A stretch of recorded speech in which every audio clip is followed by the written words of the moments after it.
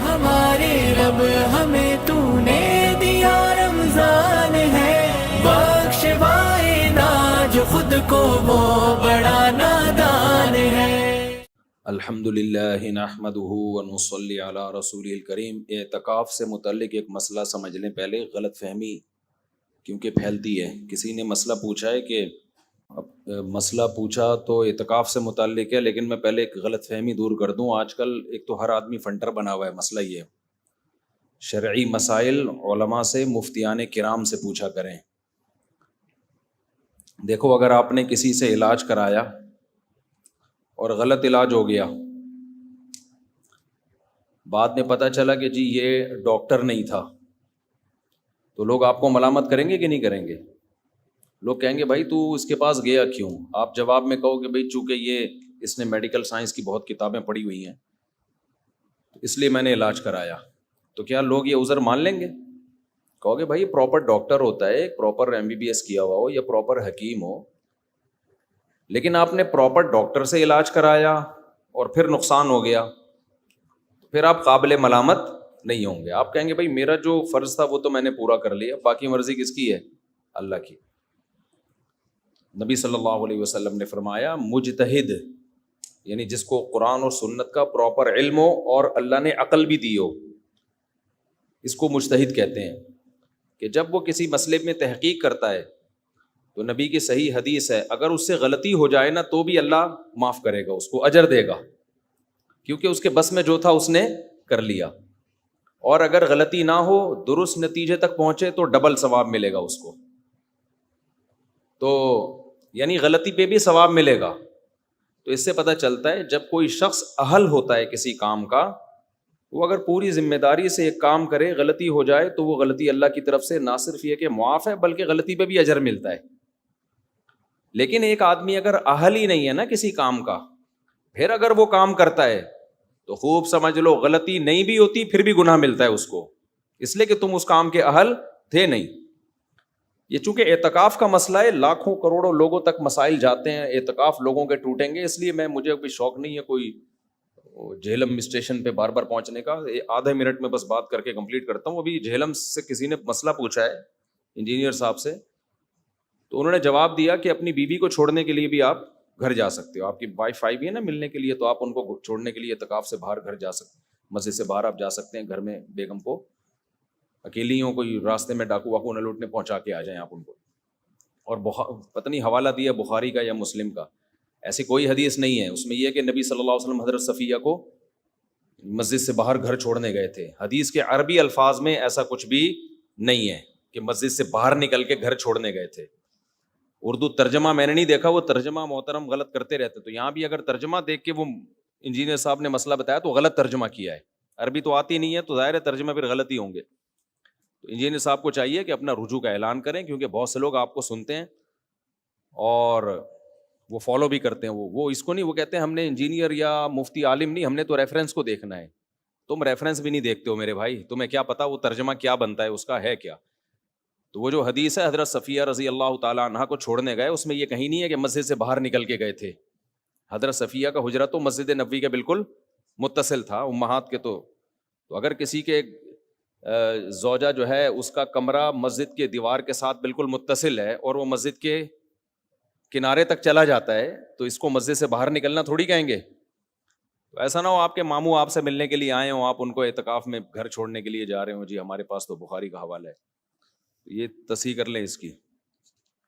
اچھا بھائی، اور انشاءاللہ انجینئر صاحب اس پہ اپنا رجوع ریکارڈ کروا دیں گے، کیونکہ ان کا یہ دعویٰ ہے کہ میں جب کوئی غلطی ہو تو میں رجوع کر لیتا ہوں، یہ دعویٰ ہے ان کا۔ تو انشاءاللہ آپ خلا کے ساتھ اس پہ بھی آپ دیکھیں گے کہ رجوع آ جائے گا انشاءاللہ، کہ بھائی مجھ سے غلطی ہوئی ہے۔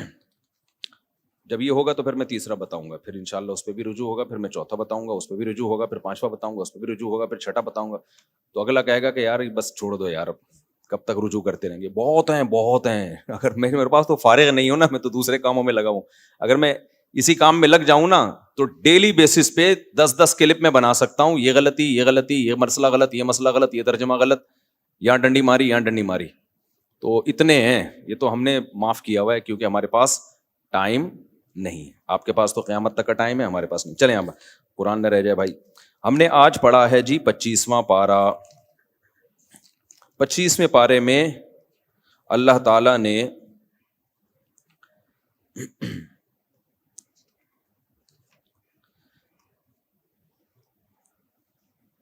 یہ چند آیتیں میں نے منتخب نکال کے رکھی ہوئی ہیں. میں نے سوچا تھا جب تراویح میں قرآن چل رہا ہوتا ہے نا، اسی وقت میں سوچ رہا ہوتا ہوں کہ یہ والی آیت بیان کرنے کی ہے، یہ والی بیان کرنے کی ہے.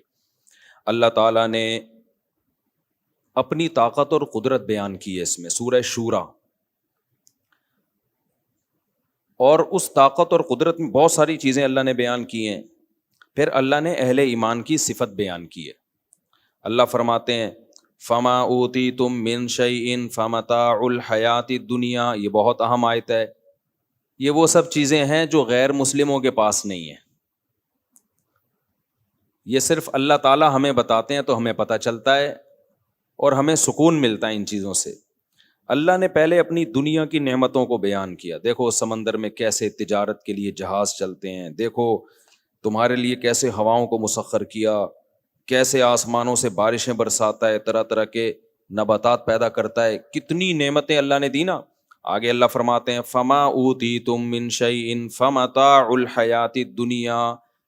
ان نعمتوں میں پڑھ کے اترانے مت لگنا، ان نعمتوں کو دل نہ دے بیٹھنا، کیونکہ جو کچھ بھی ہم نے تمہیں دیا ہے یہ دنیاوی زندگی کے چند ٹکے ہیں. متا کہتے ہیں جو زاد راہ میں مسافر پوٹلا نہیں ساتھ لے کے جاتا، 2 کوفتے 2 کباب، ایسا ہی ہوتا ہے نا. ارے ہم جب پنجاب جایا کرتے تھے نا اسکول کے زمانے میں، جون جولائی کی چھٹی ہوتی تھی، ہم کراچی سے جاتے تھے سرگودا 2 مہینے کے لیے نانی کے گھر رہنے کے لیے. او بھائی ہماری جو خوشی کا عالم ہوتا تھا وہ ہم ہی جانتے. 1 مہینے سے خوشی سے نیند اڑ جاتی تھی کہ سپر ایکسپریس میں ٹھکا چھک کرتے ہوئے جائیں گے. تو اس میں زیادہ راہ لیتے تھے. ہماری والدہ کھانا بنا لیا، کچھ کوفتے، کچھ کباب، کچھ کھنڈیاں، کچھ جو ہے بڑیاں اور وغیرہ وغیرہ. تو وہ جو زیادہ راہ ہوتا ہے نا، جو ٹریولنگ کے دوران انسان رکھتا ہے اپنے پاس، اس کو کیا کہتے ہیں؟ متاع، تھوڑا سا سامان. تو اللہ کہتے ہیں یہ دنیا تمہارے لیے ٹریولنگ کی ایک جگہ ہے. تم جب دنیا میں پیدا ہوتے ہو ایسے جیسے کراچی سے چلے سپر ایکسپریس میں بیٹھ گئے، اور جب یہاں سے نکلتے ہو ایسے جیسے سرگودا نانی کے ہاں پہنچ گئے. سمجھتے ہو کہ نہیں سمجھتے؟ تو بیچ میں ٹریولنگ کے لیے تھوڑا سا زیادہ راہ چاہیے ہوتا ہے.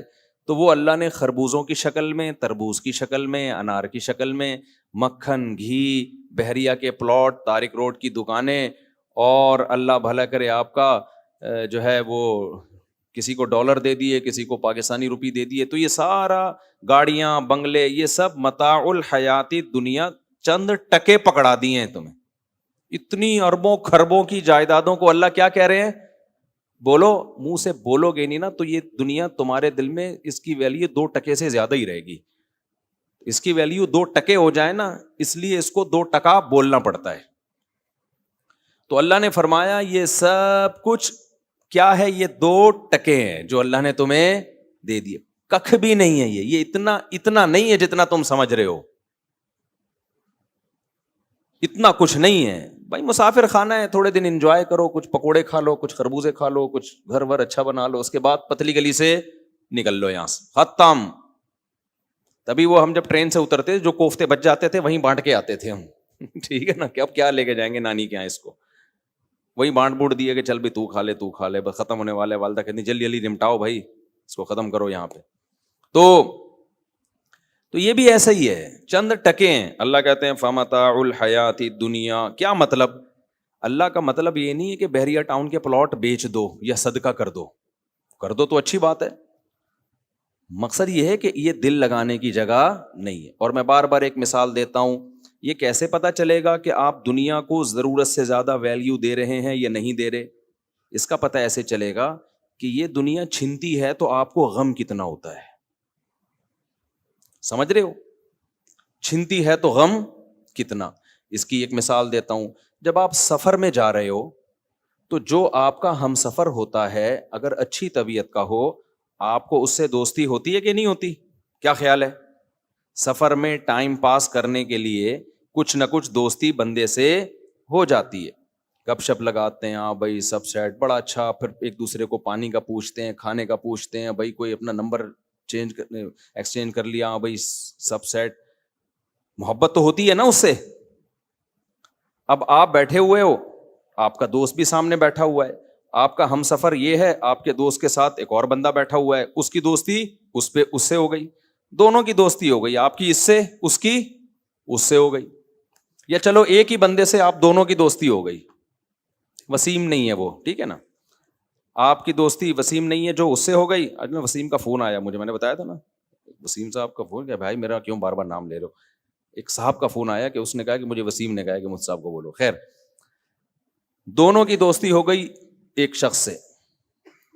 آپ بھی اس سے گپ شپ لگا رہے ہو, آپ کا دوست بھی گپ شپ لگا رہا ہے. اب ملتان اسٹیشن پہ اس دوست نے اتر جانا ہے, جو تھرڈ پرسن ہے نا اس نے اترنا ہے. وہ اتر گیا, آپ کو تھوڑا سا غم ہوا کہ چلو یار سفر اچھا گزرا, تم سرگودا تک ہمارے ساتھ چلتے تو اچھا تھا, لیکن خیر نائس ٹو میٹ یو, اپنا خیال رکھیے گا اپنے خرچے پہ. آپ کا جو دوست ہے نا دوسرا, وہ دھوڑے مار مار کے رو رہا ہے کہ ابے یار ہم نے 12 گھنٹے اکٹھے سفر کیا اور مجھے تم سے محبت ہوئی 12 گھنٹے میں, اب مجھ سے برداشت نہیں ہو رہا. تم جا رہے ہو کیا, واقعی تم جا رہے ہو, ریئلی ہے بھائی. وہ کہے گا ریئلی آئی ایم گوئنگ. آج کل تو انگلش میں چل رہا ہے, اردو میں تو چل ہی نہیں رہا کچھ. یار واقعی تم جا رہے ہو, انگلش بھی تم اتنی اچھی بولتے ہو یار, یہ تو مجھے پتہ ہی نہیں تھا. آپ پھوٹ پھوٹ کے رو رہے ہو, پھر آپ کہہ رہے ہو میں بھی جاؤں گا. اب آپ کا دوست پکڑ رہا ہے, بھائی کیا کر رہا ہے, بیٹھنا ہے یہاں پہ, کیوں اتنی محبت کر رہا ہے. تو وہ آپ کو جواب میں یہ کہتا ہے کہ دیکھو 12 گھنٹے میں اتنا نائس پرسن ہمیں ملا اور اتنی اچھی اس سے گپ شپ ہوئی, تو کیا محبت نہیں ہوگی؟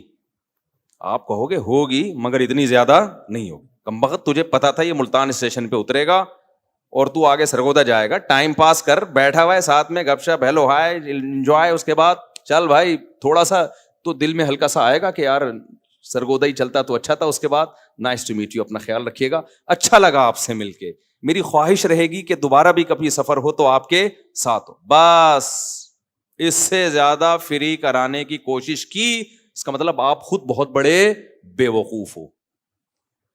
میں سمجھا پا رہا ہوں اپنی بات؟ تو وہ جو تھرڈ پرسن ہے نا, وہ بحریہ ٹاؤن کے پلاٹ ہیں, وہ ڈیفینس کے 1000 گز کے بنگلے ہیں. ہم جب دنیا میں سفر کر رہے ہیں تو لائف کو انجوائے کرنے کے لیے اللہ نے ہمیں کچھ چیزیں دے دی. کسی کو چنچی دے دی, کسی کو رکشا دے دیا, کسی کو لینڈ کروزر دے دی, کسی کو BMW دے دی, کسی کو ایک بیوی دے دی, کسی کو استغفر اللہ یعنی 4 دے دی, استغفر اللہ, کسی کو 2 دے دی, کسی کو بچے دے دیے, کسی کو نہیں دیے, اور کسی کو بینک بڑے بڑے تجارت یعنی بڑی بڑی دکانیں دے دی جس میں بزنس کر رہے ہیں, کسی کو بلڈر بنا دیا, وہ بہت یعنی وہ پروجیکٹ لے کے بلڈنگیں بنا رہا ہے, کروڑوں روپے چھاپ رہا ہے. تو یہ تھوڑا سا سفر کسی کا زیادہ اچھا گزر رہا ہے, کسی کا کم اچھا گزر رہا ہے. کوئی بزنس کلاس میں, کوئی جو ہے وہ کیا ہوتی ہے یار, اکانومی کلاس میں بیٹھا ہوا ہے. لیکن بزنس کلاس والا بھی ان ڈبوں سے دل نہیں لگاتا, اس سیٹ سے دل نہیں لگاتا. اور جو اکانومی کلاس میں سفر کر رہا ہے وہ بھی کھڑکیوں اور اس پھٹوں سے دل نہیں لگاتا. نہ احساس کمتری کا شکار ہوتا ہے کہ یار میں جو ہے وہ اکانومی میں سفر کر رہا ہوں, پھٹے پہ بیٹھا ہوا ہوں میں, ٹرین میں ٹھکا ٹھک ٹھکا ٹھک کی آوازیں بھی آ رہی ہیں, اور وہ دیکھو عظیم انسان ایئر کنڈیشن روم میں اے سی پارلر میں بیٹھا ہوا ہے. ابے بھائی چھوڑ دے, منزل میں اگر تیری اے سی ہے تو زیادہ خوش قسمت ہے, اور وہ بزنس کلاس والا جہاں جا رہا ہے اگر وہ جھونپڑا ہے تو وہ بزنس کلاس میں ہو کے بھی تجھ سے زیادہ بدقسمت. اگر وہ بزنس کلاس والا کہے کہ ٹھیک ہے تو بزنس میں آ جا, میں اکانومی میں آتا ہوں, لیکن تیرا جو گھر ہے نا پنجاب میں وہ ایئر کنڈیشن روم ہے وہ تو مجھے دے دے, اور میرا جو گھر ہے نا جھونپڑا وہ تو لے لے. آپ ایگری کرو گے اس پہ؟ آپ بولو گے بھائی سفر کا اعتبار نہیں ہوتا, انسان کے جو کتنا وزن ہے نا اس کا اندازہ منزل سے ہوتا ہے. بعض دفعہ غریب آدمی کو بھی کوئی امیر جب بلاتا ہے تو بزنس کلاس کا ٹکٹ بولو دے دیتا ہے. تو یہ بھی ہوتا ہے. تو یہ اللہ بتا رہے ہیں یہ نا دنیا آج میں نے دیندار لوگ نمازی روزے والے تو دیکھے ہیں, دنیا سے بے رغبتی والے لوگ مارکیٹ سے شارٹ. اور دنیا سے بے رغبتی کا پتہ اس سے نہیں چل دے گا کہ آپ دنیا کما کتنی رہے ہیں. لوگوں کا معیار ہی غلط ہے دنیا کی محبت ناپنے کا. لوگوں کا معیار یہ ہے کہ جو آدمی لینڈ کروزر میں گھوم رہا ہے, بنگلے بنا رہا ہے, گاڑیاں رکھی ہوئی ہیں, لائف اسٹائل لگژری ہے, یہ دنیا سے محبت کرنے والا آدمی ہے. نا نا نا نا نا, اگر یہ معیار ہے تو معاذ اللہ سلیمان علیہ السلام پھر دنیا سے محبت کرنے والے تھے. پھر تو معاذ اللہ ان کا تو لائف اسٹائل ایسا لگژری سا تھا کہ آج کسی رائل فیملی کا بھی ایسا لائف اسٹائل نہیں ہوتا. سمجھتے ہو کہ نہیں سمجھتے؟ تو دنیا رکھنے سے نہیں پتا چلے گا دنیا کی محبت ہے یا نہیں. ہم نے بڑے بڑے اللہ والے دیکھے ہیں, میرے شیخ صاحب تو ایسے پرہیزگار متقی تھے, دنیا کی 2% کی محبت نہیں تھی ان کے دل میں. لائف اسٹائل بڑا لگژری اور خاندانی. ناشتہ ایسا تھا آپ کو بتاؤں آپ حیران ہو جاؤ, ایسا لگژری ناشتہ کرتے تھے, ایسا VIP ناشتہ, کھانا ہر چیز بڑی بہت ہائیجینک. لیکن ہمیں پتا تھا ان کے دل میں دنیا کی محبت بولو نہیں ہے دنیا کی محبت. تو دنیا کی محبت کے لیے کبھی یہ نہ دیکھا کرو پہچاننے کے لیے کہ اس نے دنیا رکھی بھی کتنی ہے, یہ نلی نہاری کھاتا ہے یا مغز نہاری کھاتا ہے, یہ کیا کیا کھاتا ہے.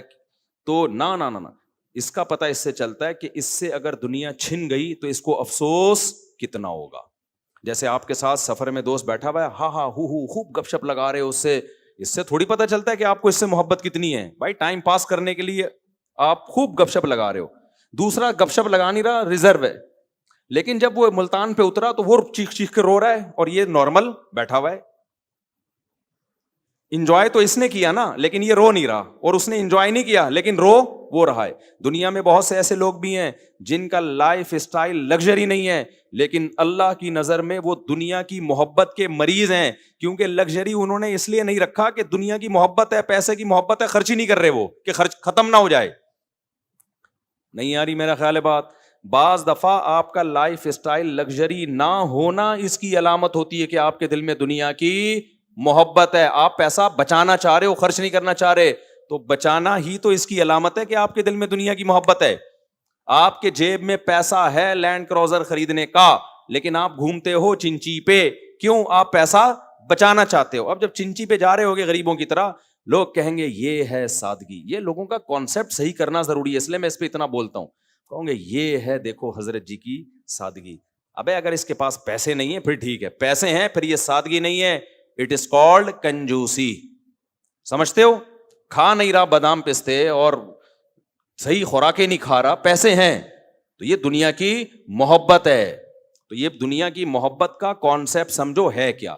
تو اللہ تعالیٰ فرماتے ہیں فما اوتیتم من شیء, جو کچھ بھی تمہیں دیا گیا ہے, فمتاع الحیات الدنیا, یہ دنیا کی زندگی کے چند ٹکے ہیں. کیا مطلب؟ چھن جائیں تو ٹینشن لینے کا نہیں ہے. تمہاری بنیادی ضرورت 2 ٹائم کی روٹی ہے, سر چھپانے کی جگہ ہے, جسم کسی بڑی بیماری سے محفوظ ہو, اتنا مل گیا. لائف کو انجوائے کرو, ٹھیک ہے نا. آج ڈپریشن میں جا کم بخت اس چکر میں رہے ہیں. ہر آدمی کو بنگلہ چاہیے, ذاتی گھر چاہیے, اتنا بینک بیلنس ہونا چاہیے, یہ ہونا چاہیے, وہ ہونا چاہیے. او بھائی کچھ بھی نہیں. نبی کی حدیث ہے 2 وقت کی روٹی پیٹ بھر کے, کیونکہ بھوک برداشت نہیں ہوتی انسان سے. 2 وقت کی روٹی. آج سے نا سب اپنی کھوپڑی میں کیا بٹھا لو, ہماری بنیادی ضرورت کیا ہے؟ 2 وقت کی روٹی. ایک بات. نمبر 2, رات کو سونے کے لیے عزت کے ساتھ سر چھپانے کی جگہ. ایسا نہ ہو دروازے ٹوٹے ہوئے ہوں, محلے والے جھانک رہے ہوں اس میں. عزت کے ساتھ سر چھپانے کی جگہ, جہاں مچھروں سے اور شدید گرمی اور شدید سردی سے حفاظت ہو جائے. نالے پہ نہ ہو گھر, گندی جگہ پہ نہ ہو, ٹھیک ہے نا. تیسری چیز, جسم کسی بڑی بیماری سے محفوظ. بس چھوٹی موٹی چھینکیں, نزلے, زکام, وہ تو کوئی مسئلہ نہیں. اگر یہ کسی کو مل جائے تو حدیث کا مفہوم ہے کہ اللہ نے پوری دنیا کی دولت سمیٹ کے اس کے قدموں میں ڈال دی ہے. تبھی ایسے شخص کے لیے بھیک مانگنا حرام ہے. اس پر تو سب کا اتفاق ہے. جس کے پاس 2 ٹائم کی روٹی کا انتظام ہونا, اگلے دن کے لیے بھیک نہیں مانگ سکتا. وہ کبھی آج تو کھاؤ نا پہلے, جب کل آئے گا بھوک لگے گی تو دیکھا جائے گا. اور امام شافعی کی رائے یہ ہے کہ ایسے شخص کو زکوٰۃ دینا بھی جائز نہیں ہے.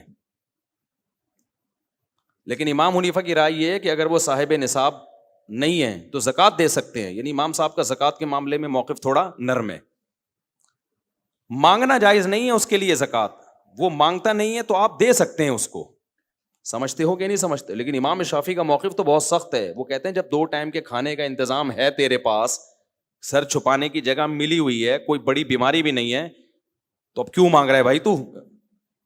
یعنی وہ مانگنا تو امام صاحب کے نزدیک میں ناجائز ہے, لیکن آپ دے کیوں رہے ہو اس کو زکوٰۃ؟ وہ ضرورت مند تھوڑی ہے. نہیں آئی میرا خیال ہے بات. اور ہم سب اپنے آپ کو زکوٰۃ کا مستحق سمجھ رہے ہوتے ہیں. اندازہ لگاؤ یار, بدتمیزی کی انتہا ہے یا نہیں ہے. لیکن بہرحال امام حنیفہ کا موقف سخت ہے کہ اس کے لیے مانگنا تو جائز نہیں ہے. مانگ نہیں رہا, لیکن آپ کو پتا ہے کہ صاحب نصاب نہیں ہے, 1.5-2 لاکھ 52 تولے چاندی کی قیمت کے برابر رقم نہیں ہے, تو پھر زکوٰۃ اس کو دی جا سکتی ہے. تو یہ خوب سمجھ لو میرے بھائی. آگے اللہ فرماتے ہیں, اے اللہ جب یہ دنیا 2 ٹکے کی ہے تو پھر ٹکے کا ہے کیا؟ 2 ٹکے سے زیادہ کی کیا چیز ہے؟ پھر ہم اس کو فوکس کرتے ہیں, کیا خیال ہے؟ ابے دیکھو, تم جب دکان میں جاتے ہو, آپ نے کوئی چیز خریدنی ہے, دکاندار نکال کے کہتا ہے یہ دیکھیں آپ کہتے ہو ماشاءاللہ یہ کتنے کی؟ کہتے ہیں یہ تو 2 ٹکے کا ہے. آپ کا دل ایک دم ہٹ جائے گا نا, بھائی یہ معیاری چیز نہیں ہوگی, پائیدار نہیں ہوگی, مجھے یہ بولو نا نہیں چاہیے. سر کوئی دوسری چیز دکھائیں, کوئی گھڑی لے رہے ہو مثال کے طور پر, دوسری گھڑی دکھائیں. اس نے گھڑی لائی, یہ کتنے کی ہے؟ یہ بھی حقارت سے کہہ رہے یہ بھی 2 ٹکے کی ہے. آپ کو ابے یار ہٹا اس کو, کوئی اور گھڑی دکھا یار. وہ ایک اور گھڑی لا, سر یہ گھڑی کتنے کی ہے؟ یہ بھی 2 ٹکے کی ہے. آپ کو یار تیرے پاس 2 ٹکے سے زیادہ کی کوئی چیز ہے تو دکھا دے, تو کیا خیال ہے یہی کہو گے نا؟ کیا ٹکے لگا کے رکھا ہوا ہے تو نے؟ پھر وہ اندر سے جاپانی گھڑی لے کر آیا, ڈائمنڈ لگا ہوا ہے, کہہ رہا یہ 2 ٹکے سے زیادہ کی ہے. لیکن یہ اتنی زیادہ کی ہے کہ 2 ٹکے کا آدمی ایسی گھڑی خرید یعنی کوئی بزبان حال کہہ رہے آپ خود بھی کتنے ٹکے کے ہو, آپ خود بھی 2 ٹکے. تو یہ بہت مہنگی ہے. تو ہم بھی بزبان حال اللہ سے سوال پوچھتے ہیں, اللہ یہ پوری دنیا کو, سمندری جہازوں کو, نباتات کو, بحریہ ٹاؤن کے پلاٹ کو, بنگلوں کو, ڈیفنس کے, کلفٹن کے 1000 گز کے بنگلوں کو تو نے تو 2 ٹکے کا کر دیا, تو اب تو بتا دے 2 ٹکے کا سے زیادہ کا کیا ہے تیری نظر میں؟ تو اللہ نے بتا دیا, وما عند اللہ خیر, کہ جو کچھ اللہ کے پاس ہے جنت کی صورت میں, جو نیک لوگوں کو اجر ملے گا آخرت میں, وہ اس سے بہت بہتر ہے. وَأَبْقَى, اس دنیا میں 2 فالٹ ہیں, ایک تو 2 ٹکے کا, دوسرا ختم ہونے والی. جو آخرت میں تمہیں ملے گا وہ زیادہ بھی ہوگا اور ہمیشہ بھی ہوگا, وہ کبھی ختم نہیں ہوگا. اب سوال پیدا ہوتا ہے, اے اللہ اتنی مہنگی ڈائمنڈ کی گھڑی تو لا کے ہمیں دکھا رہا ہے, ہمارے اندر تو اتنی استطاعت نہیں ہے, ہم تو بحریہ ٹاؤن کا 2-4 کروڑ کا پلاٹ خریدتے ہوئے 100 دفعہ سوچتے ہیں, اور تو جنت کے اتنے بڑے بڑے بنگلے اور اتنی عیاشی, حوریں اور باغات اور شراب کی نہریں, ہم تو 2 ٹکے کے ہیں, ہم تو اتنی ویلیو دے نہیں سکتے. اللہ نے کہا کہ جنت کی قیمت پیسہ نہیں ہے, جنت کی قیمت عمل ہے, اور عمل ہر شخص بولو کر سکتا ہے. اور کیا عمل ہے وہ بھی اللہ نے بتا دیا تاکہ پتہ چل جائے کہ تم جنت کی قیمت دے سکتے ہو. یہ وہی مثال کی طرف میں آتا ہوں, ڈائمنڈ کی گھڑی. پہلے وہ 2 ٹکے کی گھڑیاں دکھا رہا تھا, پھر جب 2 ٹکے کی زیادہ کی لائے تو بہت ہی زیادہ کی لے آیا, اس میں ڈائمنڈ لگا. میں نے ایک گھڑی دیکھی سعودی عرب میں, ہمارے ایک دوست تھے. آدمی جب مشہور ہوتا ہے نا تو اس کا تجربہ بہت بڑھتا ہے, 20 لوگوں سے ملتا ہے, ٹریولنگ سے بڑا فائدہ ہوتا ہے. ہم تو انہی گھڑیوں کو 2.5-3 لاکھ 4 لاکھ 10 لاکھ کی گھڑیوں کو سمجھتے تھے, بڑی مہنگی ہیں. جو بھائی میں نے بندے کے اپنا دوست ہے, میں نے کہا یہ گھڑی بڑی ایسی لائٹیں مر رہی ہے نا, تو میں نے کہا یہ کتنے کی گھڑی ہے؟ کہہ رہے آپ بتاؤ کتنے کی. میں نے کہا ہوگی 2 لاکھ 3 لاکھ. پتہ چل رہی تھی پتہ نہیں 3 کروڑ کی گھڑی ہے وہ. اب نیت خراب ہوگی نہیں ہوگی آدمی کی 3 کروڑ کی گھڑی یار, اس میں اوریجنل ڈائمنڈ لگے ہوئے ہیں. اس نے کہا تو سستی ہے یہ, ایکچولی یہ کیا ہے, سستی. تو میں نے کہا بس کر, مارے گا کیا. اچھا خیر, تو آپ نے وہ گھڑیاں دکھا رہا 2-2 ٹکے کی, اب وہ گھڑی لے کر آ جا. آپ کہہ رہے ہو یار پہلے تو 2 ٹکے کی دکھا رہا تھا, اب جب میں نے تجھے کہا 2 ٹکے کی زیادہ سے دکھا تو 3 ٹکے کی دکھا دیتا, 4 کی دکھا, وہ کروڑوں روپے کی گھڑی لے آیا تو میں خود اتنے ٹکے کا تھوڑی ہوں جتنے کی تو گھڑی دکھا رہا ہے. تو یقیناً آپ کا اعتراض کیا ہوگا؟ بالکل درست، کیا بھائی کوئی درمیانی سی چیز دکھا دے نا. لیکن اگر وہ جواب میں کہے اس گھڑی کی قیمت پیسہ نہیں ہے، اس گھڑی کی قیمت عمل ہے، میں تمہارے ذمے کچھ کام لگاتا ہوں، وہ کام تم کر دو، میرا ایک کام اٹکا ہوا ہے، تم گورنمنٹ کے فلاں محکمے میں آفیسر ہو، میری 2-3 فائلیں رکی ہوئی ہیں، اس پہ آفیسر سائن نہیں کر رہا، تمہارے افسران بالا سے اکثر تو ناجائز تعلقات ہی ہوتے ہیں لیکن تمہارے جائز تعلقات ہیں، تو تم کیا کرو، سائن کروا دو، یہ گھڑی تمہاری ہوئی. اب آپ فوراً کوشش میں لگو گے کہ نہیں لگو گے؟ بلکہ آپ کو افسران بالا کو 8-10 لاکھ رشوت بھی دینی پڑی نا. آپ بولو گے گھڑی 3 کروڑ کی ہے، رشوت میں 10, 20, 15, 25, 30 لاکھ 1 کروڑ بھی چلا جائے، ٹینشن لینے کا نہیں ہے. تو عمل ایک ایسی چیز ہے، اس کا بدلہ اگر بہت ہی ایکسپینسو ہو تو عمل اگر آپ کے بس میں ہو تو انسان اس مہنگی چیز کو حاصل کرنے کے لیے عمل کرتا ہے. تو جنت تو بھائی اتنی بڑی اللہ نے بنائی ہے اور اتنی مہنگی چیز ہے، اللہ نے کہا اگر اس کی قیمت ڈالروں میں لینا شروع کر دیتا تو ساری دنیا کی ساری دولت ختم ہو جاتی. جنت کی ایک مٹی کا ایک ذرے کی قیمت بھی تم ادا نہیں کر سکتے تھے.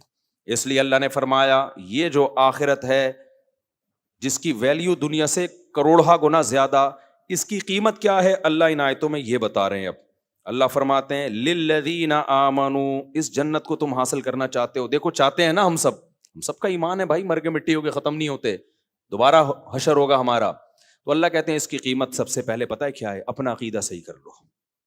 یہ مشرک کو یہ جنت نہیں ملتی، ختم نبوت کے منکر کو یہ جنت نہیں ملتی، تقدیر کے منکر کو یہ جنت، منہ سے پھوٹ لیں بھائی استغفر اللہ، یعنی بول لیں منہ سے، یہ جنت نہیں ملتی. یہ جنت جو پیغمبروں کا، اللہ کے میسنجرز کا انکار کرے اس کو یہ جنت نہیں ملتی.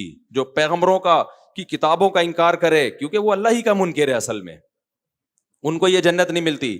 سب سے پہلا کیا ہے؟ للذین آمنوا، عقیدہ کیا ہونا چاہیے؟ صرف یا اللہ مدد. قبروں پہ سجدے کرنے والے، قبروں کے طواف کرنے والے اور قبروں سے مرادیں ماننے والے، ان کو نہیں ملے گی بھائی. اللہ کہے گا جاؤ دنیا میں جس سے مانگا کرتے تھے یہ جنت بھی اب جا کے اسی سے مانگو. یہ تو اللہ صاف کہہ دے گا بھائی. اس وقت کیوں؟ وہ کہے گا اللہ میں تو اس کو وسیلہ بنا رہا تھا، تو اللہ کہے گا ابھی جا کے اسی کو وسیلہ بنا لے تو. ٹھیک ہے نا؟ اگر آپ نے کہا نا ایکچولی میں تو اللہ مانگتا تو تجھ سے تھا لیکن ڈائریکٹ تجھ تک پہنچنا بہت مشکل، تو فلاں کے کو میں نے کہا کہ میں اس سے مانگوں گا تو وہ پھر تجھ سے مانگے گا، تو اس چکر میں نے، تو اللہ کہے گا اب بھی یہی کام کر لے. ٹھیک ہے نا؟ جنت میں جا کے اسی کو بول میرے پاس کیوں آ رہا ہے. تو اللہ سے جو یہاں ڈائریکٹ مانگے گا وہاں بھی ڈائریکٹ مانگے گا، جو یہاں نہیں مانگتا وہاں اللہ کہے گا وہیں جا. اللہ تعالیٰ فرماتے ہیں پہلی شرط للذین آمنوا، پہلی شرط کیا ہے بھائی؟ ایمان. دوسری شرط وعلی ربہم یتوکلون، وہ بھروسہ کس پہ رکھتے تھے؟ اللہ پہ. یہ بہت اہم شرط ہے. آج اللہ پہ توکل اعتماد مارکیٹ سے شارٹ، تبھی غموں میں پاگل ہو جاتے ہیں. یقین ہی نہیں کرتے کوئی اللہ ہے جو ہمیں غم سے نکال سکتا ہے. خوشیوں میں اترانے لگتے ہیں، ڈر ہی نہیں لگتا کہ کوئی اللہ ہے جو ہم سے خوشیاں چھین بھی سکتا ہے. تو چوڑے نہ ہو جاؤ. حرام کی طرف کون جاتا ہے؟ جسے اللہ پہ توکل نہیں ہوتا، وہ اسباب پہ نظر رکھتا ہے. نسل کون روکتا ہے بچے پیدا کرنے کی؟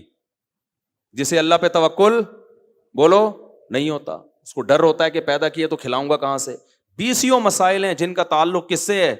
اللہ پہ اعتماد اور اللہ پہ توکل. اسباب اختیار کرنا فرض ہے، اسباب اختیار کیے بغیر توکل حرام ہے. لیکن وہ اسباب جو شریعت نے بتائے ہیں، جو اسباب نہیں بتائے وہ اختیار کرنا جائز نہیں ہے. مال بڑھانے کے لیے نسل روکنا، یہ اسباب اسلام نے نہیں بتایا ہے بلکہ الٹا بتایا ہے. تو آج اسباب وہ اختیار کر رہے ہیں جو حرام اسباب ہے. اب کوئی ڈاکو سے پوچھے کہ تو کیوں ڈکیتیاں کر رہا ہے؟ آج جماعت اسلامی کے ذمہ دار شہید ہو گئے یار، یہاں پہ ڈاکو نے گولی مار دی ادھر ہی.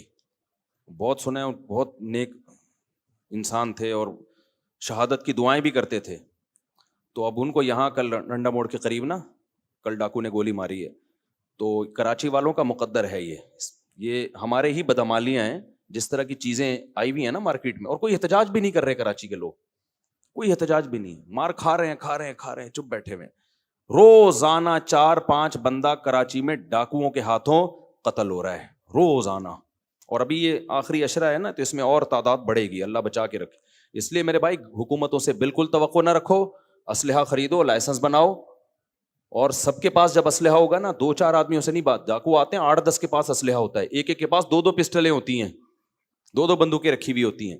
جب گلی محلے میں ہر دکان والے کے پاس اسلحہ ہوگا نا, چاروں طرف سے فائرنگ ہوگی تو فائدہ ہوگا.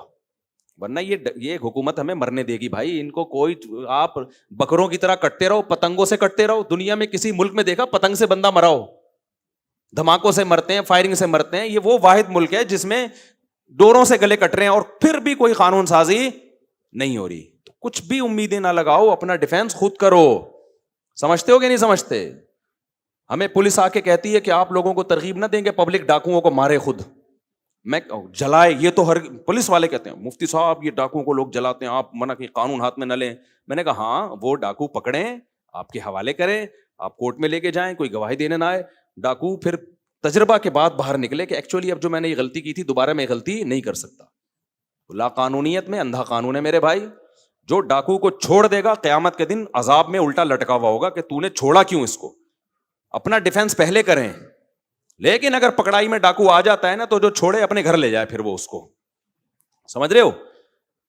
تو یہ نہیں ہو سکتا بھائی, یہ جو چل رہا ہے اندھا قانون. روزانہ جوان موتیں, مرد, بچے, عورتیں. ڈاکو کے سینے میں تو دل ہوتا ہی نہیں ہے. تو اس لیے سب لوگ لائسنس والا اسلحہ رکھو, اور کوئی بات نہیں, ایک گولی لگ گئی تو 4 اس کے بھی تو لگیں گے نا. ایسا نہیں ہوتا اندھا قانون. پولیس والے بھی مقابلہ کرتے ہیں, لیکن قانون خراب ہے ہمارا.